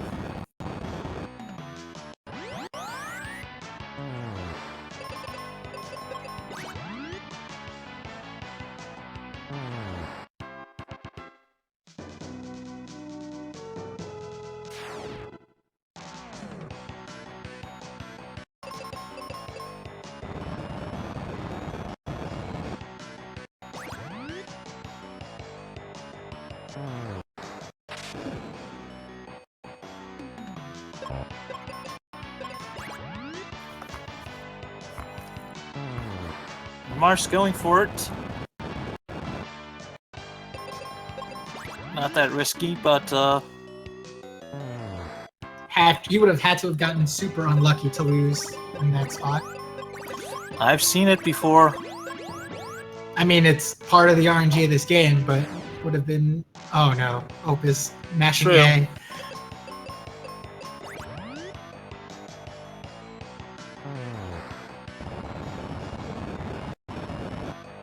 And so Opus, the first one up to floor 7. So how this tower actually works is you actually have to go all the way up to floor 7, and then work your way back down the tower. And then on your way back down the descent of the tower, have access to locking the bird on a specific floor. So all of these fights leading up to the descent are all mandatory. You can't avoid most of them. Well, you can. It's just you would have to know what floor he's on. Which none of us go back to check. Even though it is possible to check floor 1, it's too much of a time loss. Why is Opus casting wind on both of them? Ouch. I'll just straight up exit and life them. They both die to it. Oh, okay. I think he just held down the A button twice. Yeah, okay. So he's going to cast wind on... And with that, Marsh retakes the lead by like a fraction of a second. Yeah. Oddly enough. Oh, but he also gets the better... Okay, he's going to try to exit and get the 2 formation. Still hasn't gotten it? No, he's going to take the fight now. Yeah. The strat that Marsh is doing is optimal because both of these guys can be exited and lifed. So it makes it a one-turn, possible.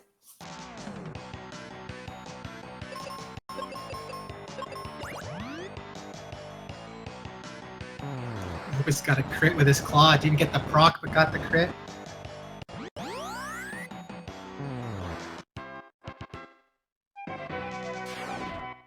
The saddest thing is that those chimeras cannot be lifed. There's a lot of upsetting things about those chimeras. Yeah. And the beholders too, but they're beholders.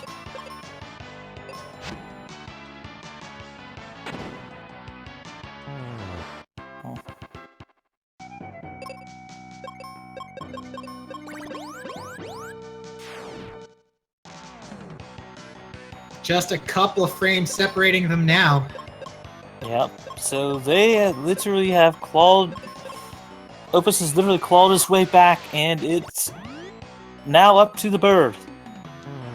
Will we see Pog Champs or Baby Rage? I believe it even says in Elmegus' speedrun guide for it that if you get a floor 2, you are... you can take the minute and actually Baby Rage. I mean, unless, the floor... It's a floor 6 versus a floor 2. You might not want to spend the time in this race baby raging, because I think... Yeah, I know. It might still be close enough to play. But I know. It might be really... Though, chat, whatever we see, it's worth it.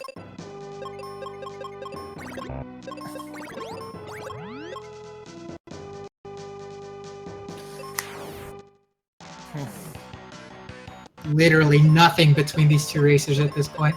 Yeah. Well, I'd say about 2 to 5 seconds. Why does he keep casting wind on both? Opus, please. He's holding A. I mean, I'll attempt it, but I try to even shorten these fights. Marsh should be the first one to flare now. Then again, I will also just life and exit, or life and single target arrow, or single target arrow and exit. But either way, it still does the same job. I mean, I guess you could technically find something optimal, but...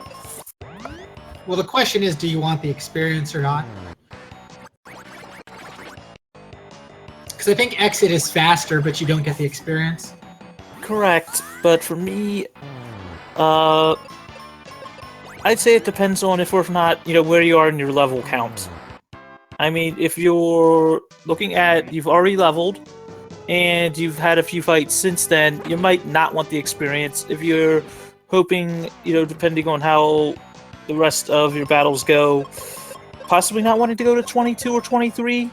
The only time you could be worried about experience, I think, is if you have a floor 2.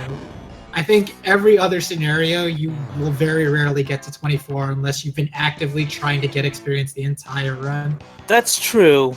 I know if I haven't gotten to floor 6, I'll start wanting to take at least 1 or 2 extra exits, but as I get further down on the floors, it's like, do I want to go with this fight? Is this the fight that I want to exit out because of experience, or, just slowly go through that? And let's see. We're getting up to the Pazuzu check. Let's see, will it be a floor 6? No. Baby rage, baby. Baby rage, chat. Give it to me. It's not Give me the baby rage rages. yet. That's only if it's a 2. And neither of them get a floor 6. They both didn't get floor 6. So the race continues, and we'll see where they end up getting their bird fight. Ideally, 5? it's floor 1 from here, but we're gonna get 5. We're gonna look at 5, 4, and 2 first. So, well, ideally a 1. I mean, we technically could shorten it, but why would you bet on not getting a 1 and just take the fact that you might get a 2? I mean, you can save the... God, what's the difference in checking a floor 1 if you just take the time to hit the switch on 2? Or 4? what? What Sorry. are you asking? Okay. Which is faster? Going all the way down and checking floor 1? Or, how much time difference between doing that or just hitting all the switches on the way down? You don't even hit all this. Like, if you don't see it on 5 or 4, you don't hit the 4 switch. So, but you have to hit the 2 switch. You have to do it in order to get the floor 1 fight. Yes. So, you have to go down the tower.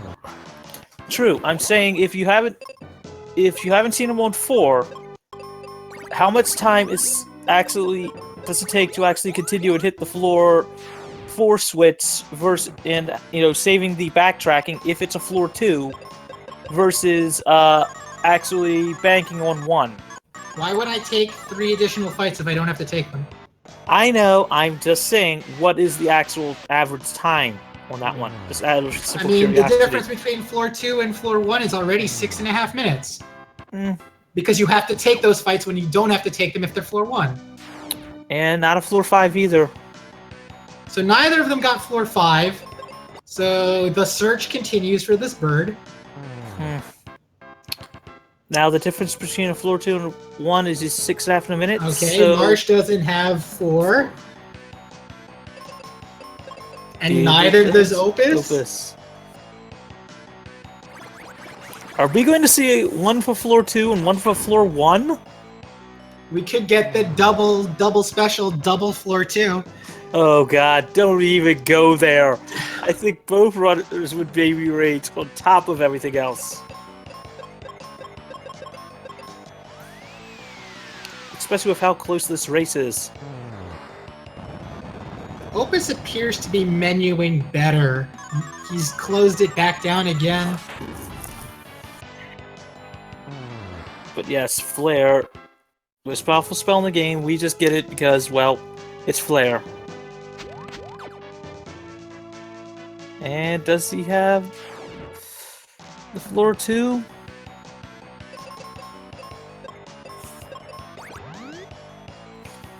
What about 5-10 seconds difference? I mean, they're on the same fight.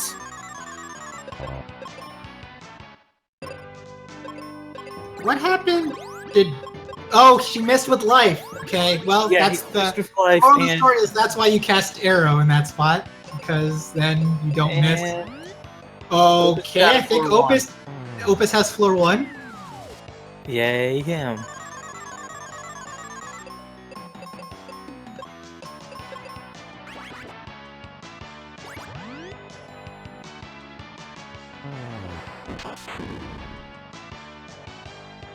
So floor 1, you finish this one fight, you hit the switch. Oh, dear no, God, Marsh has floor 2. Baby Alright, rage well, is in chat. Full baby rage is in effect. Oh god. Yeah, this is gonna stretch itself out to be, unless Opus has a bad bird fight, this is gonna stretch out to be a It's gonna be a huge lead. 6 minute some odd lead.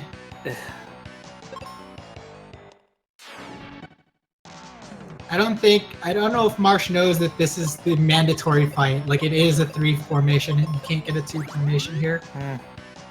Because he tried to run away from it once, and then he realized he has to take it, so he took it.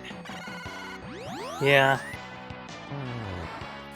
He might be strapped for bombs. That's true. Really close. I mean, he's got 8 bombs left. But he has... I mean, I guess he could avoid the 2 beholder fights by just going down to the first floor, and... But now he's gotta go up to the 4th... Well, the correct way to do is go up to the 4th floor, take care of the... And it looks like he's double-checking what to do. Yeah, I for think he's reading the two. guide to make sure exactly what he has to do here. But yeah, you have to go up to the 4th Yeah, floor, because it's... slam the switch. We all just don't want to deal with floor 2. I know for me, during my first race, when I got a floor 2, it's just like, do I have to take this fight? Let me double check real quick. Marsh is getting seriously hurt by leaving Kaylee blind and then trying to use life instead of arrow. Because if he had just used arrow, like, black magic doesn't miss, white magic Can miss. can miss. But luckily, Kaylee lands the arrow on all of them and gets them.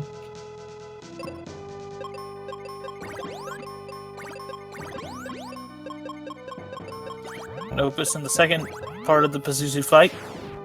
He looks like he's been getting pretty lucky and having, yeah, Kelly's been able to do damage so far in this fight. Yeah. But will the bird start stoning him? Well, Ben's dead. No, he's not. Should be fine. Still lands the flare. The question is, will he safety strat here? He will. I appreciate that. That's actually not non-standard, but I think he's aware of the fact that he's ahead in the race and can afford to do it. Yeah. Which is sad. And the bird lying down on us.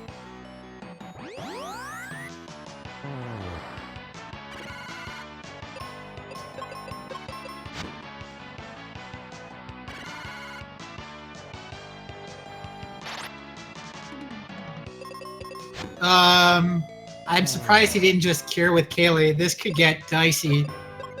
Oh, He I think knows he's what one he's attack doing. away. He knows what he's doing.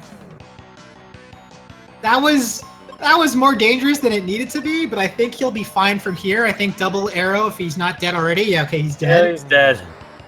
The bird's dead. The bird is dead.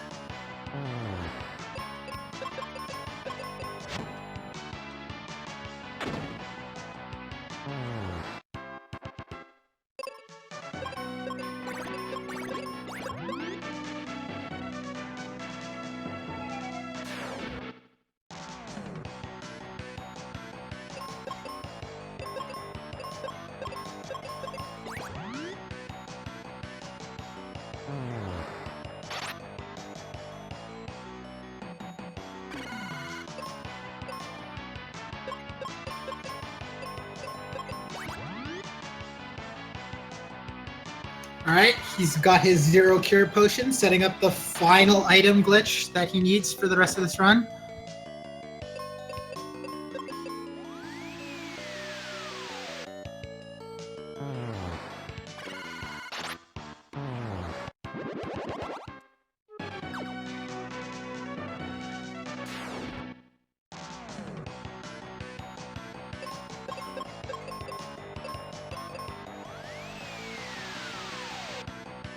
So he buys 0 cure potions because then he's going to use the 0 cure potions to underflow again, and that gives him the Thunder Rock to grant him access to Spencer's place. And so now he's on his way there.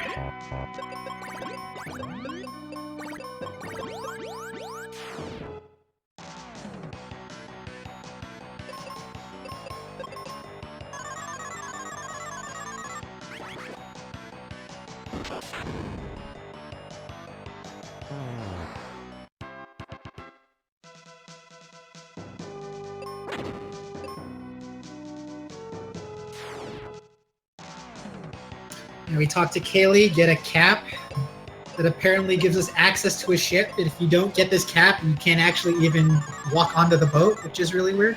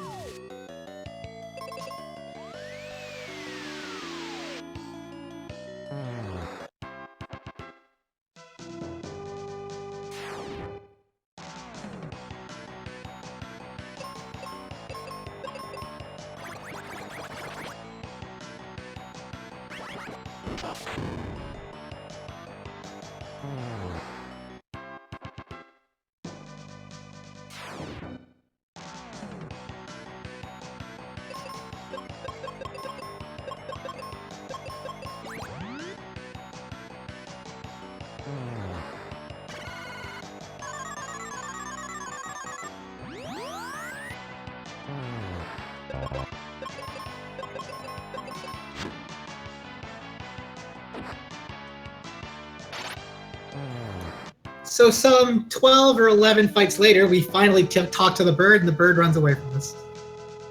He's actually on the 3rd floor, or I think he's on the 3rd floor, if he's done everything correctly.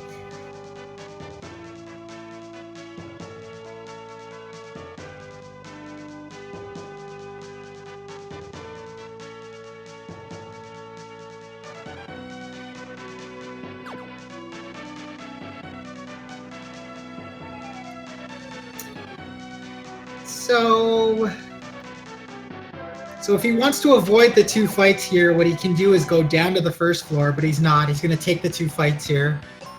He can go down to the 1st floor and then up to the 3rd floor. Oh, lucky blind hit. Opus on the last fight on the ship.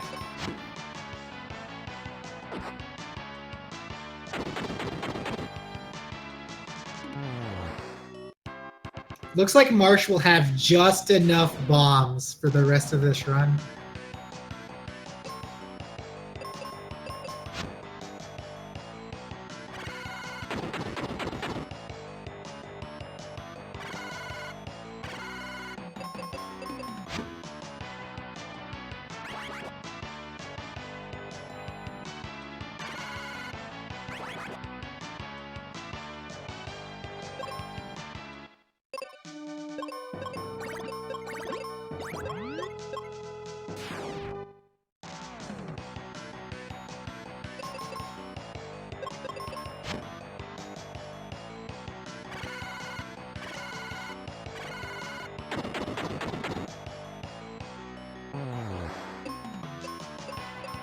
Opus talking to Phoebe. We're going to finally pick up Phoebe for the final time. We're going to make our way to Doom Castle, and we're going to hopefully finish the rest of this game.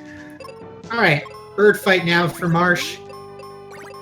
And you can already see how much just the floor 1 versus floor 2 comparison is already stacked up against him.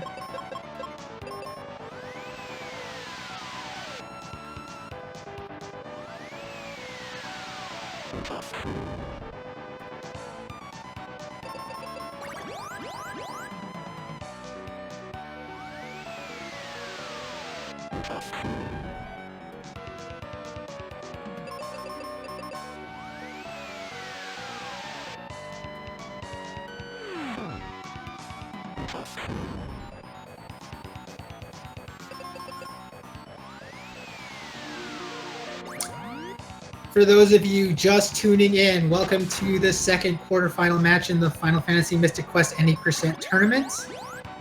Opus versus Marsh. Ouch. Marsh gotten that bad of luck?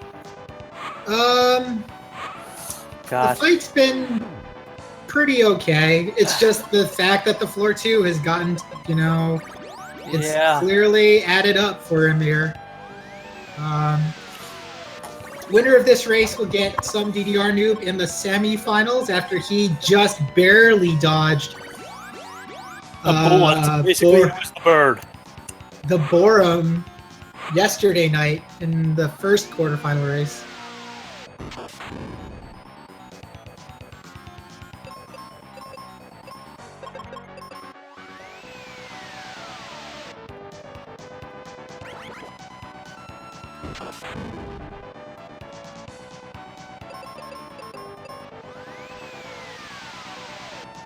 Part of me is a little surprised Opus isn't going to detour for the shield, but I think it's just he's used to running the strat sand shield, so he's going to continue with what he knows.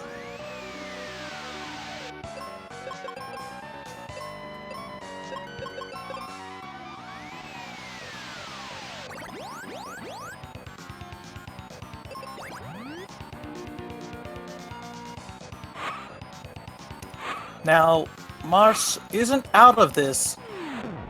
It's just going to be hard to get back in it.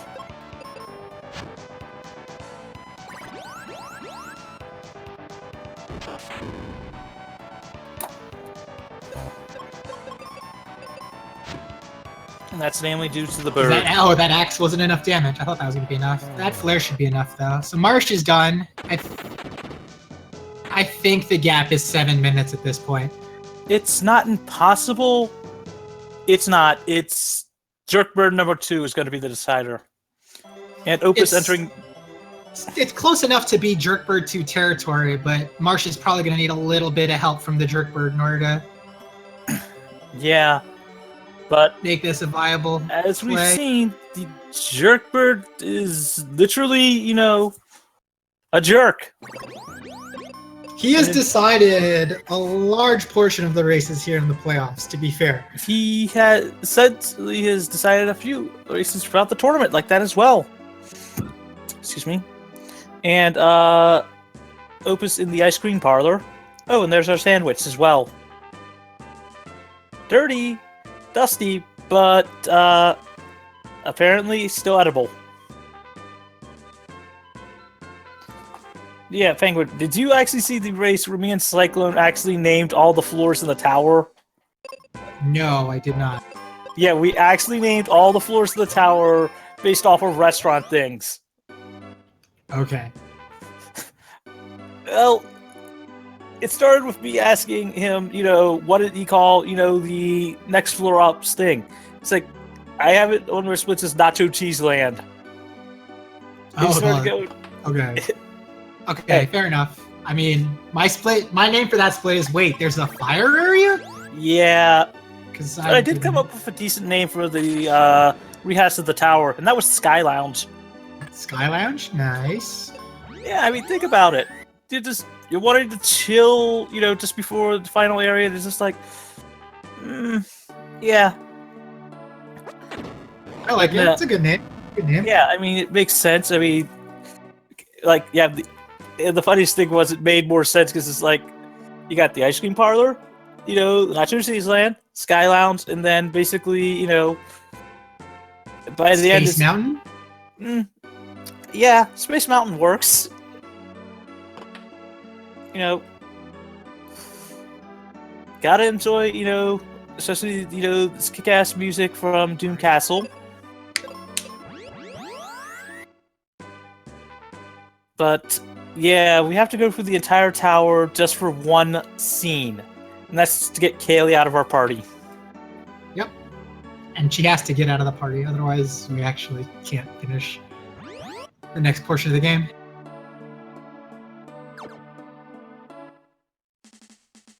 Very true. I mean, there's ways of... I mean, despite everything, you know, there are ways of getting her out of the party. Like replacing her with Ruben 1, but that doesn't put her where we need her. Left Ruben on auto. Oh, Well, boy.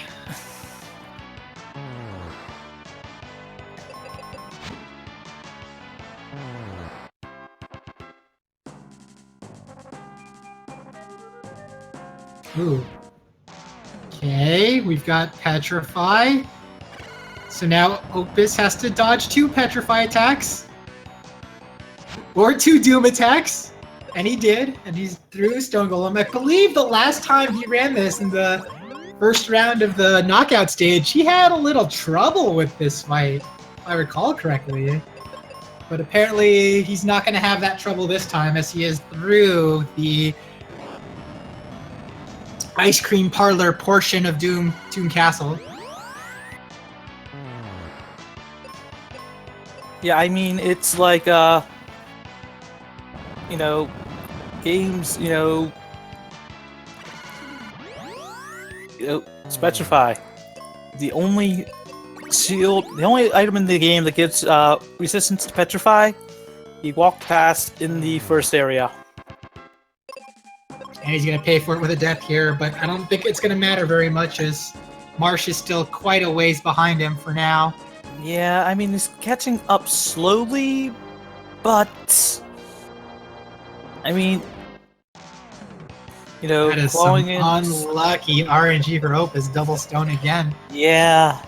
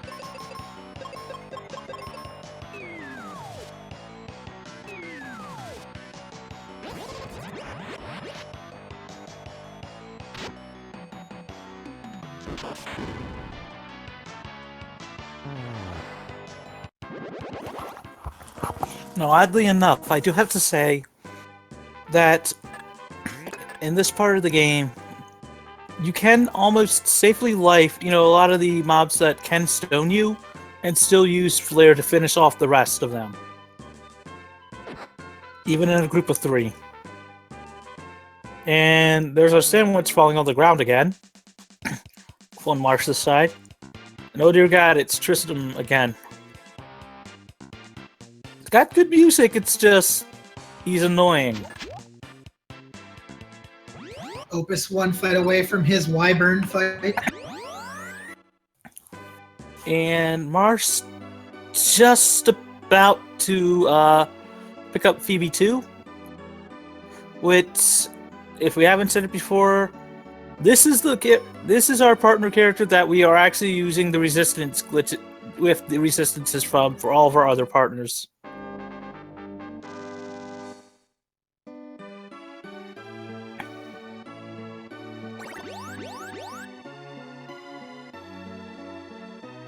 Opus getting pretty good breath RNG so far. So far, yes. And Marsh forgetting to warp. Not like we all haven't forgotten to do that every now and then. Should be enough damage now that he's probably not worried about... Yeah, okay, so it doesn't look like he's going to be breathing anymore. No, because we basically cut off one of his heads, and after this, yeah, the entire head just disappeared.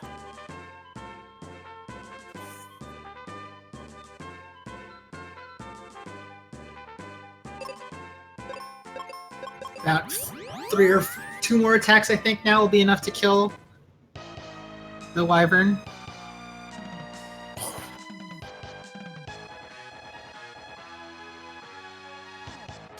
No, just one. And so Opus is down to the final floor on Doom Castle. Yeah, he's approaching the Sky Lounge.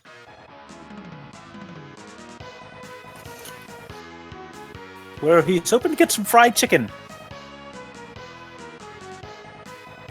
Or at least expecting the bird not to show him the dance of his people. Yeah. And looks like Marsh is opting for the shield.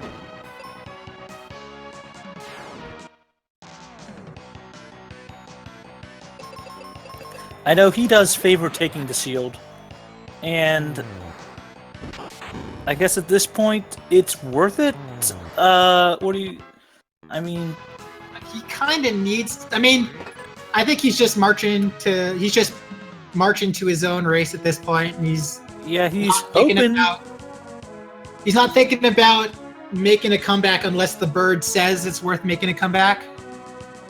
Yes, but it's also the whole fact of he'll take the stability, throughout the tower. Which, oddly enough, except for the petrify resistance, the actual defense and evade given by the Aegis shield is only I think 2 points off in evade from Venus and like 4 points off from defense. It's not by much. It doesn't mitigate that much damage. True, because of our level. At least during this area of the game. It doesn't make it so that we die to less things.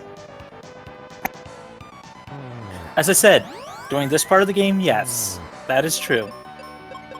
Earlier parts,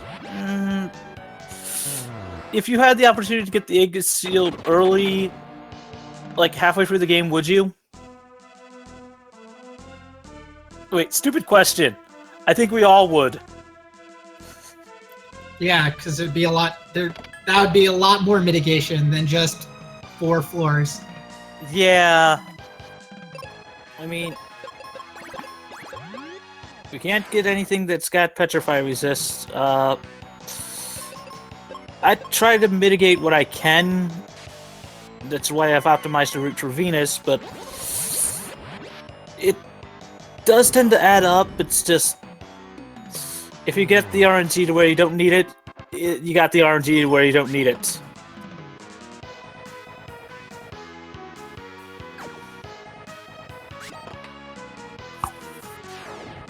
But Mars going into his ice cream parlor. Wonder what type of ice cream he'll get. Or he'll probably pick up some fries, then, his worm burger. And then some fried chicken.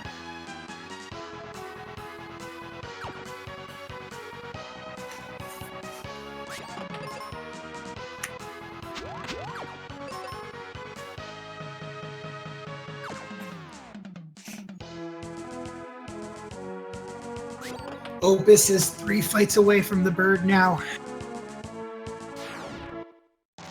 Which the bird has actually said no before. As DDR Noob and, as we've seen from yesterday's race. Orm went into that race, went into that fight with the lead, and just the bird said no. I think he was, even a floor ahead at that one point? No, he was about 3 fights ahead going into the bird fight. Got to the 9th, almost 9 out of 10 attacks. He needed 1 more attack to kill the bird and got pile drivered in the face and had to reset the fight. And that was enough for DDR Noob to strangle his way back into the race and win it.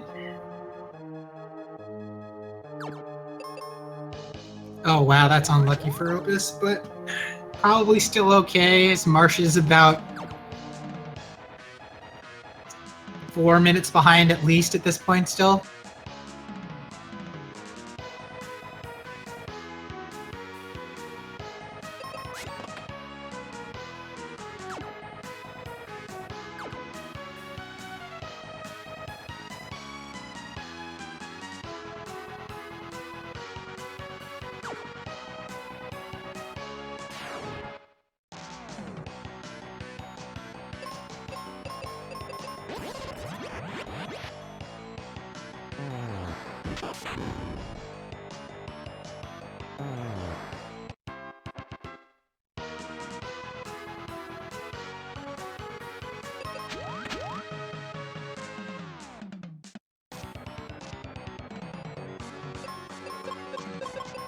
While Opus gets ready for his bird fight, Marsh makes it to the stone golem.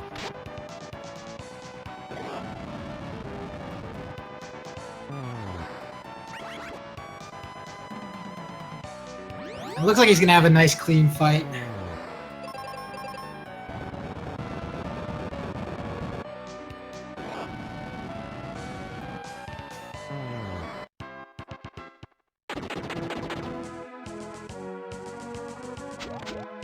So, Bird 2, 20,000 HP. Flare and White each do about 2,000 each, so you have to hit him 10 times. Opus is already on 3. He's gonna get up to 5 and potentially 7, as his next turn is the Psych Shield attack. Should still be okay. Should still be on pace.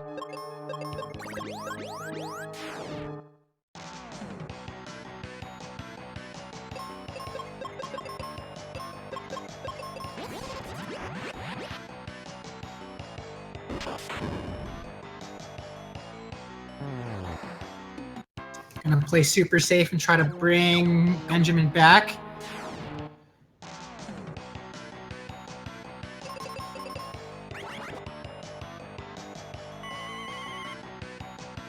Sky attack. I think he will have known that he can go all in here and get the kill. Like, I think Arrow and oh, he's gonna play super safe. I'm pretty sure that Arrow and White would have been enough to kill him here, but he's gonna try to stay as safe as he possibly can by healing up here. Just realizing that all he has to do is survive this fight and he wins, probably.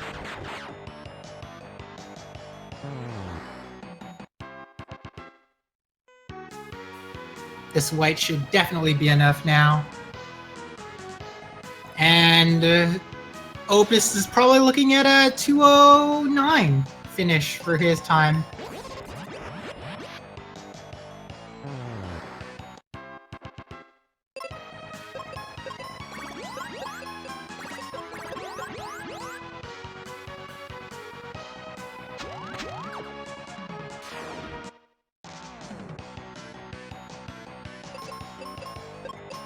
So he is also level 22, so well within experience range for this final fight. So we've come up with a couple of different strats based on your level of how you kill the Dark King, but primarily it comes down to the fact that there's only so many bits that you can have in one of these SNES cartridges. And so if you try to cure the Dark King, since it's a signed integer, it actually flows into a negative number when you try to cure him here. So as a result, you get to do a bunch of additional damage to the Dark King that you wouldn't normally be able to do. And as a result, we've built strats to kill him in 3 turns, essentially. Phoebe's gonna go down on Marsha's side. But now, unless Opus misses a cure spell, he should be okay.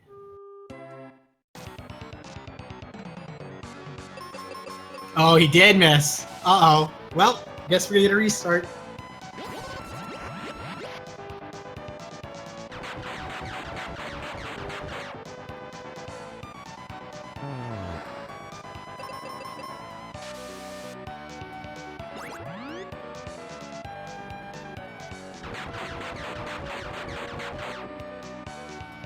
We should be fine now.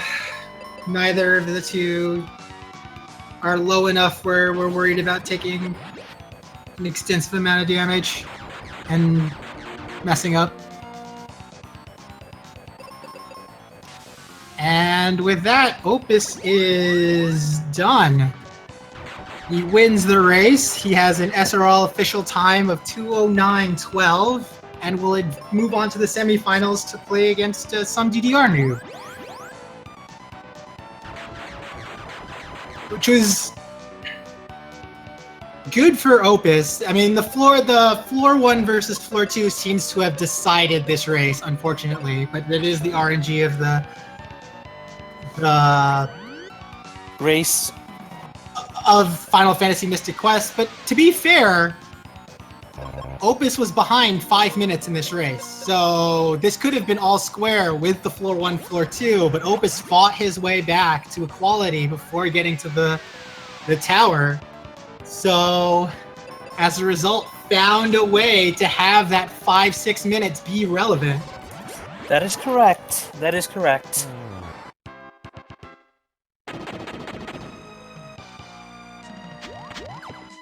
And looks like we got Opus coming in for an interview.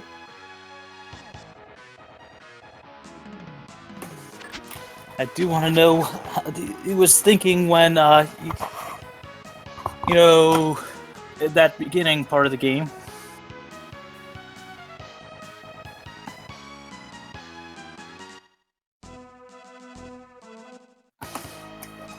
And Mars.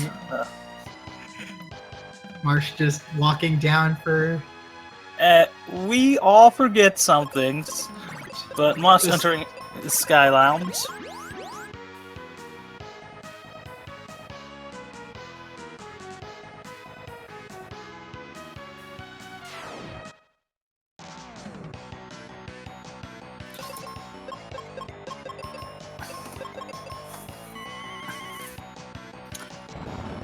Personally, on fights like this, since Phoebe still technically can go ahead of the mobs, I'll just bait out one of them with a life, just because, honestly, I don't want to possibly get stoned. That's not an unreasonable play to try to remove one of the Cerberuses. Yeah, because fire is enough to do that too, but it probably is slower just a little bit. But yeah, and it does make more sense to actually just do that, you know. At least what I've realized is it saves the menu time. So, I don't know, I think he might actually... Opus, are you here? Hello. Hi, Opus. Congrats, sir. Thank you. So, first things first, I actually want to apologize to you because I told you when we scrimmed on Saturday that the RNG couldn't get any worse. Yes. And I was It wrong, my did. friend. Oh, I was my absolutely goodness. wrong. I apologize. That's okay. You do know what the major difference was, right? I have no idea what happened on Marsh's. So, do you know? Were you paying attention to the race at all at any point, Opus? No. Okay, so you were behind as much as 5 minutes at Squidite. Yeah. Yeah. My And you... Yeah, because that beginning was not great for you. I mean, that Flamer Rex fight just decided multiple times that you did not do enough damage. Yeah. Hey, dude. 1440 is the god time for Flame Marsh. But you had actually done a really good job just with your menuing and your fight management to fight your way essentially to equality by Ghidra. Wow. Okay. That's awesome. And so then the The deciding tower. factor of this race has been that you got a floor 1 and Marsh got a floor 2. Oh. Okay. Wow. Oh yeah. I was Yeah. like, I hope I don't get floor 2. Like, considering what's been happening this whole run, I was like, I'm probably gonna get a floor 2. But then, Yeah. But I didn't get any sphinxes. That was cool. Yeah, you had a really great battlefield. You had actually, by that point, had fought your way back to 2 minutes. That's awesome. Wow. He's doing a really good job of cutting this lead down slowly but surely. That then ice it just pyramid. came down to just, seconds at the tower. It's like Marsh would enter one fight, you would immediately enter it just as he was, finishing off, or starting to, his final turn in that fight. Wow. Yeah, That's amazing. It came down to that, just straight up, just floor 2, floor 1. That is essentially how bad it was. That is. Yeah. So, but talk through that mentally. What was going on in your head? Oh, for that first 30 minutes of that run, because. I was so upset. Like, I'm glad I didn't have the mic on. I was like, "Are you kidding me? Like, this is ridiculous." And then I it got can even worse. imagine the stress that you were feeling that entire yeah. first half of the run, because it was like, could this get any worse? Yes, because I was feeling really crappy at the flame ranks. I was like, okay, this it'll get better probably soon. And I get to icy cavern or wintry cavern, and I lose another minute. I was like, what? Because I got that one battle. I forgot I ran out of fire. Yeah. I just kept missing. Marsh and I was also, like, Marsh, yeah. I was like, maybe at this point he should just run away and reset Yes. the fight. But he just stuck it out. And then Marsh also had the same problem because he also really? just auto-fired and ran out of fires wow. going into that. But he didn't miss with his bow and arrow attacks, so... I'm just used at that point to have like not all 2-worm 1 hedgehog fights. Yes. That whole wintry cavern I had that. I was like, oh, that's really weird. Yeah. Usually I attack. I have like 3 worms, for 2 fights. So that was interesting. Yeah, and if you just don't pay attention to it, that's the one scenario where you run out of fires before that one hog. So, but as now Marsh is starting his fight. Looks like I thought you played your. This is gonna be a reset. Opens with a Doom Dance. Doom Dance. Oh. You played your Zuff fight pretty cautiously. Which one? Your Zuff fight. Oh yeah. I don't You were know. super cautious at the end of that. Like Well, part to of me make was sure like, everything was good. yeah, because part of me was like, did you know you were ahead? Because you were playing this super careful. Well, so the thing is, if you notice, like in floor 7 of like Pazuzu's tower, I kept fat thumbing like the inputs. I kept them putting I pressed like up on accident to do like all cast arrow and stuff like that. Yeah, you were all casting arrow a ton. I was like, all mistakes. I swear, all mistakes. Get him out of the way now, man. It's fine. Yeah. But yeah, I played the Zelfire really fight. The Pazuzu fight was crazy. I'm glad the defend on Kaylee worked out and everything. Yeah, I mean, you did like the smart prophylactic approach to just like, okay, God. Kaylee has to live. I don't care what happens, but Kaylee has to live, and I thought that was really smart. As Marsh is going to go down again, it looks like this is unfortunate. And he kept trying to run away. I mean, as you should, because you're probably not killing him unless he psych shields like a million times. hey, I'll take the risk on it because depending on when, the death occurs. Dunk City. Zuz just having a field day with Marsh at this point. This is pretty sad. Dang. Oh, shit. God. That's just... He's dead. Oh no! What damage? Okay, the Chimera's magic doesn't do anything. We're fine. Snake shield. And she's alive! Because he basically chose to defend that entire round and have Ben actually just defend her. Now he's only on a half of an attack going into Psych Shield, so 2.5. So what happened during how did he get pretty far behind? So there were a couple of weird things that happened. Marsh he only had a 2 Sphinx battlefield. That wasn't too bad. Oh, okay. He had the problem where when he went to get Tristram, he got Tristram and started walking back to Aquaria without talking to the tree first. I have done that before. I am guilty. So he got like halfway. I've done it as well. He got like halfway into Focus Tower and went, "Oh wait, I can't, not yet," and then started walking back towards. Yeah, I've done that myself, but I think we all have done that. Is he gonna have 2.5? No, I don't think he's gonna have enough attacks to kill him on this cycle. He's gonna have to do 1 more. Either way, it's the jerk bird.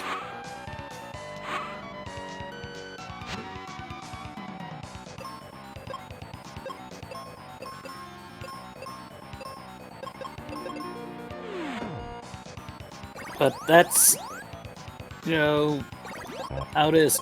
So how do you feel about your chances against DDR new Opus? After what happened today, I'm gonna go with what Penguin said before, getting my bad luck out right now. I mean, other than floor 1, that was good, and no Sphinx. But other than that, push other stuff away, and hopefully my run goes well against him. Hopefully it's a close race. I mean, anything can happen. I mean, No, yeah, definitely. Did you see DDR's race yesterday, Opus? Yep, I did. Borum was ahead going into that Zuff fight, and the bird said no. Yeah. That was unfortunate. It was like last hit too. Yeah, last hit. It was so unlucky. Yeah. Yeah. The DDR was like, I lost this. He kept typing in chat and stuff, and he's just like, oh, okay. Yeah, I know. I have literally just tried to, because I'm still at the point of just trying to cut down my time as much as possible. So any improvement is an improvement for me. So I'm trying to, cut it off, by leaps and bounds as soon as I can. And Mars opting to throw his last bomb for fun. Marsh should finish with a 222 here, unless Dark King decides he wants to get a little cheeky also. Well, that crit certainly doesn't help him. Oh, cure, defend. Cure, defend. Okay, should be fine, as long as, Benjamin doesn't miss. Which is, Opus, that happened in your Dark King encounter, right? Yep, you killed me. Yeah. So get them all out of the way now, man. So it's fine. Exactly.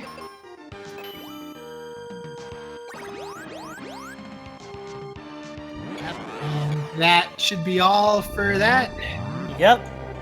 And Marsh finishes with an official SRR time of 2 hours, 21 minutes, and 15 seconds. Yo. Hey. Marsh, slow. Hey, Marsh, how's it going? Not too bad. I don't have to play this game anymore. That's the You spirit. don't like it? Trust me, we all have that feeling after floor 2. Exactly. Yeah, but rough. I mean, yeah, it's just like I thoroughly do enjoy this game, but at the same time, it's going to be nice to be able to take a little break. Yeah, I intend to still run it a few times, just because I want to cut down my own personal time, Then again, I've also got to prepare for the upcoming Zelda events, but I think a lot of people are planning to join, some of those. Oh yeah. Yeah, Marsh, I can't. I thought I got some pretty bad luck. Yeah, no, you had the bad luck in the beginning. Yeah, and I had the bad luck. I mean, floor 2 is. I think that's the worst thing you can get, right? Yep. Yeah. So yay. 12-minute difference between that and floor 6. Yeah. Like 11 minutes. So. Yeah. Yeah, it ended up throwing me behind about 11, 12 minutes. Yep. Did you were you watching the stream or my stream? I had the race up. Oh, okay. Yeah, I saw the Flamers Rex. So it was like, okay, I got to take what I can get from now because I have a feeling it's not going to amount for anything. Oh man, I was so livid. Oh, dude, I would be too. But I mean, in the end, what the heck? That was like a 14 and 40 something for the Flamers Rex, and you still came out with a 209. So yeah, it's pretty wild. Yeah, I got floor 1 by the way. I don't know if you're what. Yeah, I saw it. Okay, I saw it. I honestly, after I looked, after I went to floor 6 and saw it wasn't 6, I saw you didn't have 6. I was like, well, this is gonna suck. I was not optimistic there. I was not like Mag. I'm not optimistic. Oh yeah, through that whole race, I wasn't watching, so like my heart was just in my stomach that whole time. Oh yeah.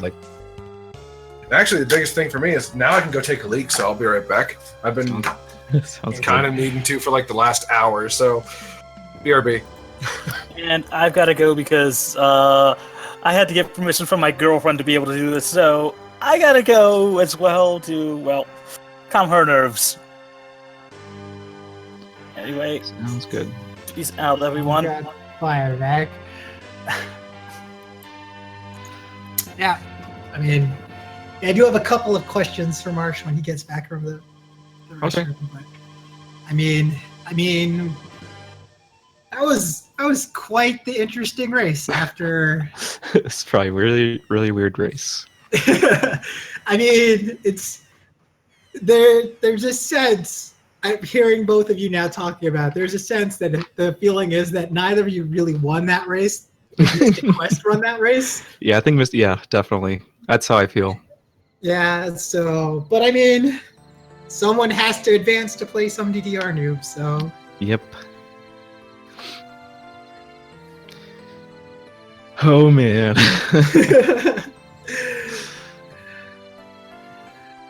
And when's did you schedule your next race yet too? Yeah, my race is tomorrow at 2:00. I don't know if it's gonna get a restream. I don't think I don't think if it's gotten a.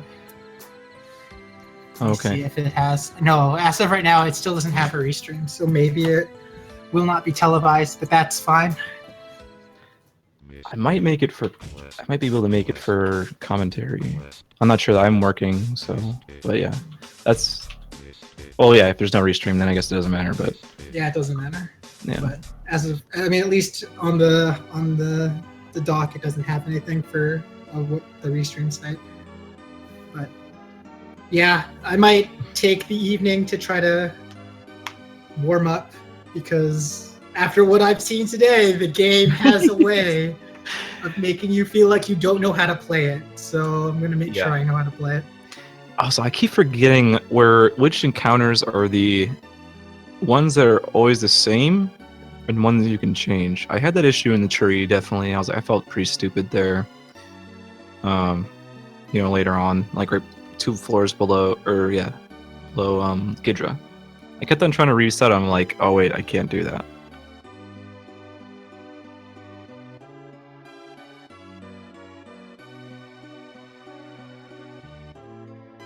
Yeah, I think Marsh was doing that too. He was running from he was running from 3 worms to get 2 worms in the tree. Okay. Which was particularly. Yeah, I did that a couple of times. I know in the first room when you really start fighting them, you have a pretty good chance of getting them. And after one try, if I don't get it, I'm just gonna go.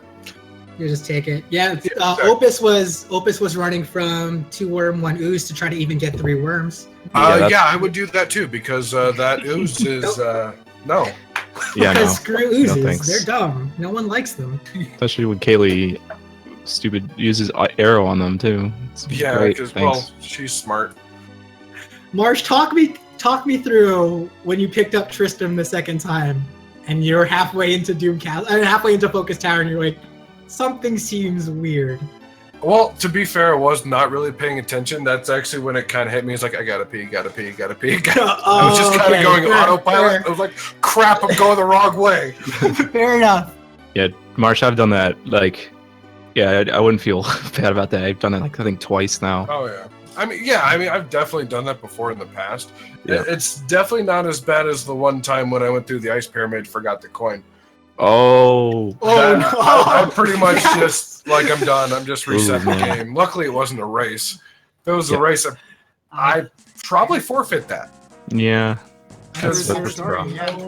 No real coming back after that. Oh, man. I am kind of glad it's over, though. I had a good run. I mean, literally, I didn't think it was going to get much better than like in the group stage when I did like my every single run. I got 6th floor and I was a PB after PB after PB. Like I knew it was going to stop, but I also wasn't expecting Pazuzu's tower to just basically just bend you right on over. Mm-hmm. I'm still awaiting the floor 6 PB, man. I'm still stuck in a floor 1 PB. 203. Yeah, well, at least honestly, after my last time running it, I figured out how floor 1 works. Because up until then, I never got a floor 1 before. Oh, really? No. Oh, okay. I've gotten a floor 2 once in the past, and most of the time I see either 4 or 5 or, well, until the beginning of the tournament, I almost never saw a 6. Mm-hmm. Yeah, like I never see 6. I think I see 1, 5, and 2 the most. Right. Usually, yeah, 4 and 6 are usually not common for me. It's weird. Well, I say I probably won't be seeing a 6 again for a long time after a hand to being out 3 of them in a row. Yep, I know that feeling. Ask for a floor 6 in like 3 months, dude. When you're trying to go PB. Basically. Oh man, I was like -2 minutes at getting flare, and I got floor 6. But then Pazuzu killed me for 6 minutes straight, and I was like, well. Yeah. I used to get screwed over by Pazuzu a lot, but I have not seen that happen lately. That's good. Like, most of the time, it was like maybe once in the beginning of the fight, and then you might have to reset once, but I almost never see him really cause a problem. That's good. But Za, on the other hand, Yeah. literally as soon as I started that fight, hit Phoebe with the Doom Dance first turn. It's like, well, how can I kill myself quickly? Those are always the worst, where you're just like, okay, just end this as soon as you possibly can, Bird. I just want to get on with my life. Yeah. Yeah, and then he'll use Psych Shield on you twice. It's like, seriously, he will give you a chance to try to kill me. Go ahead, sure, yes. At that point, he's just taunting. Yeah, Yep. yeah, I know that feeling. Oh, man. That was nuts, but... I mean, actually, I went into this basically expecting it to be my last race of the tournament. I know that's not a good mindset to be in, but it's not like I was just going to give up either. But once I saw that floor 2... You kind of just nailed it in the rest of the way. Basically. It's like, I'll finish the run, I'll do decently. And then at the very end, it's like, hey, I got 1 bomb left. I like that you threw it away. You were just like, yeah, I don't need you anymore. Yeah. I mean, just at that point, it was just, to me, it was funny. So I did it. I mean, floor 2 does that to people. It was a good race, though. Good race to the both of you. Oh, yeah. Roller coaster. It was definitely a roller coaster. Oh, boy. Oh, well, do we know what's coming up next? Because I haven't looked at the schedule since the other night, so I don't know. So I have my race against Cyclone tomorrow. We might get pushed up to 1:30. We're depending on where we can get a restream. Oh, gotcha. I'll talk to Cyclone about that later tonight. But and I don't think Feral Pigman and Mekon have scheduled their race yet. Right. So. Okay. Well, we'll see how you guys do. I know Yeah, Cyclone that was should be a good one. in my group. It should be a good one. Oh, yeah. I mean, at this point, all of the races are going to be good for the most part. I mean, until you get to a certain point. Did Marsh, did you see the race last night? I did not. I was actually at work all night. Borum went into the race with the same mentality that you did. You know, let's try our best, but I don't expect to win. Right. Got to the first. Oh, yeah, I heard about that. Was 1 attack away from killing the bird and lost the fight. And that was enough for some DDR noob to win the race. Yeah, that would do it. Yeah, so, I mean, the birds, both of them have decided quite a few races in this elimination stage. And I hope it doesn't do that to me tomorrow. We'll see. Yeah, well, definitely. Well, you guys will see. I will also not be here. I wish I could catch most of these races, but literally the only days I have off during the week is Monday, Tuesday, and Friday. I work 10 hours every other one of those days, so I'm pretty much not going to see a thing. Oh, but I mean, the VODs are a thing, but trying to keep up with those all the time is also not always the easiest thing to do. Yep. All right. Any final words from you two? I feel a lot better now that I got to take a leak. Yeah, me too, actually. I did read the interview. And I guess with that, I mean, we'll wrap it up for today's race. You can catch the two racers on their own individual Twitch streams. I think Opus is Opus ZC and MarsheValias. You can catch the other races if you want to look at some of the VODs. I think they're up on Speed Gaming and Speed Gaming 2. There will be a race tomorrow, very likely, between me and Cyclone, as I've already noted. So if you want to watch some more Final Fantasy Mystic Quest, swing back around tomorrow around 1:30 Eastern, I think will be the time of that race. We'll try to lock that down. But other than that, if you enjoy Final Fantasy Mystic Quest and are interested in checking it out, and there's El Magus has the comprehensive guide. It's up on GameFAQs. You can take a look at it. Everyone in the community is super helpful and will hop in and give you tips and tricks if you want to learn the route. So don't be afraid to pick it up if you want to pick it up. But other than that, I guess we will sign off here and see you guys potentially tomorrow. Indubitably. Well, you guys have a good night. I'm too. gonna go make dinner. Sounds good, dude. Yep. Yeah. Thanks for the race. Good game. And thanks for the commentary, Penguin. Yeah, no problem. Oh, And I was gonna say and Mag, but he left already. He's mentioned something about his lady or whatever. Yep. All right. All right. See everyone. Oh, link to the past entrance randomizer. I will be watching that. So you guys have yourselves a good one. Stick around, and we got some link to the past coming up very shortly.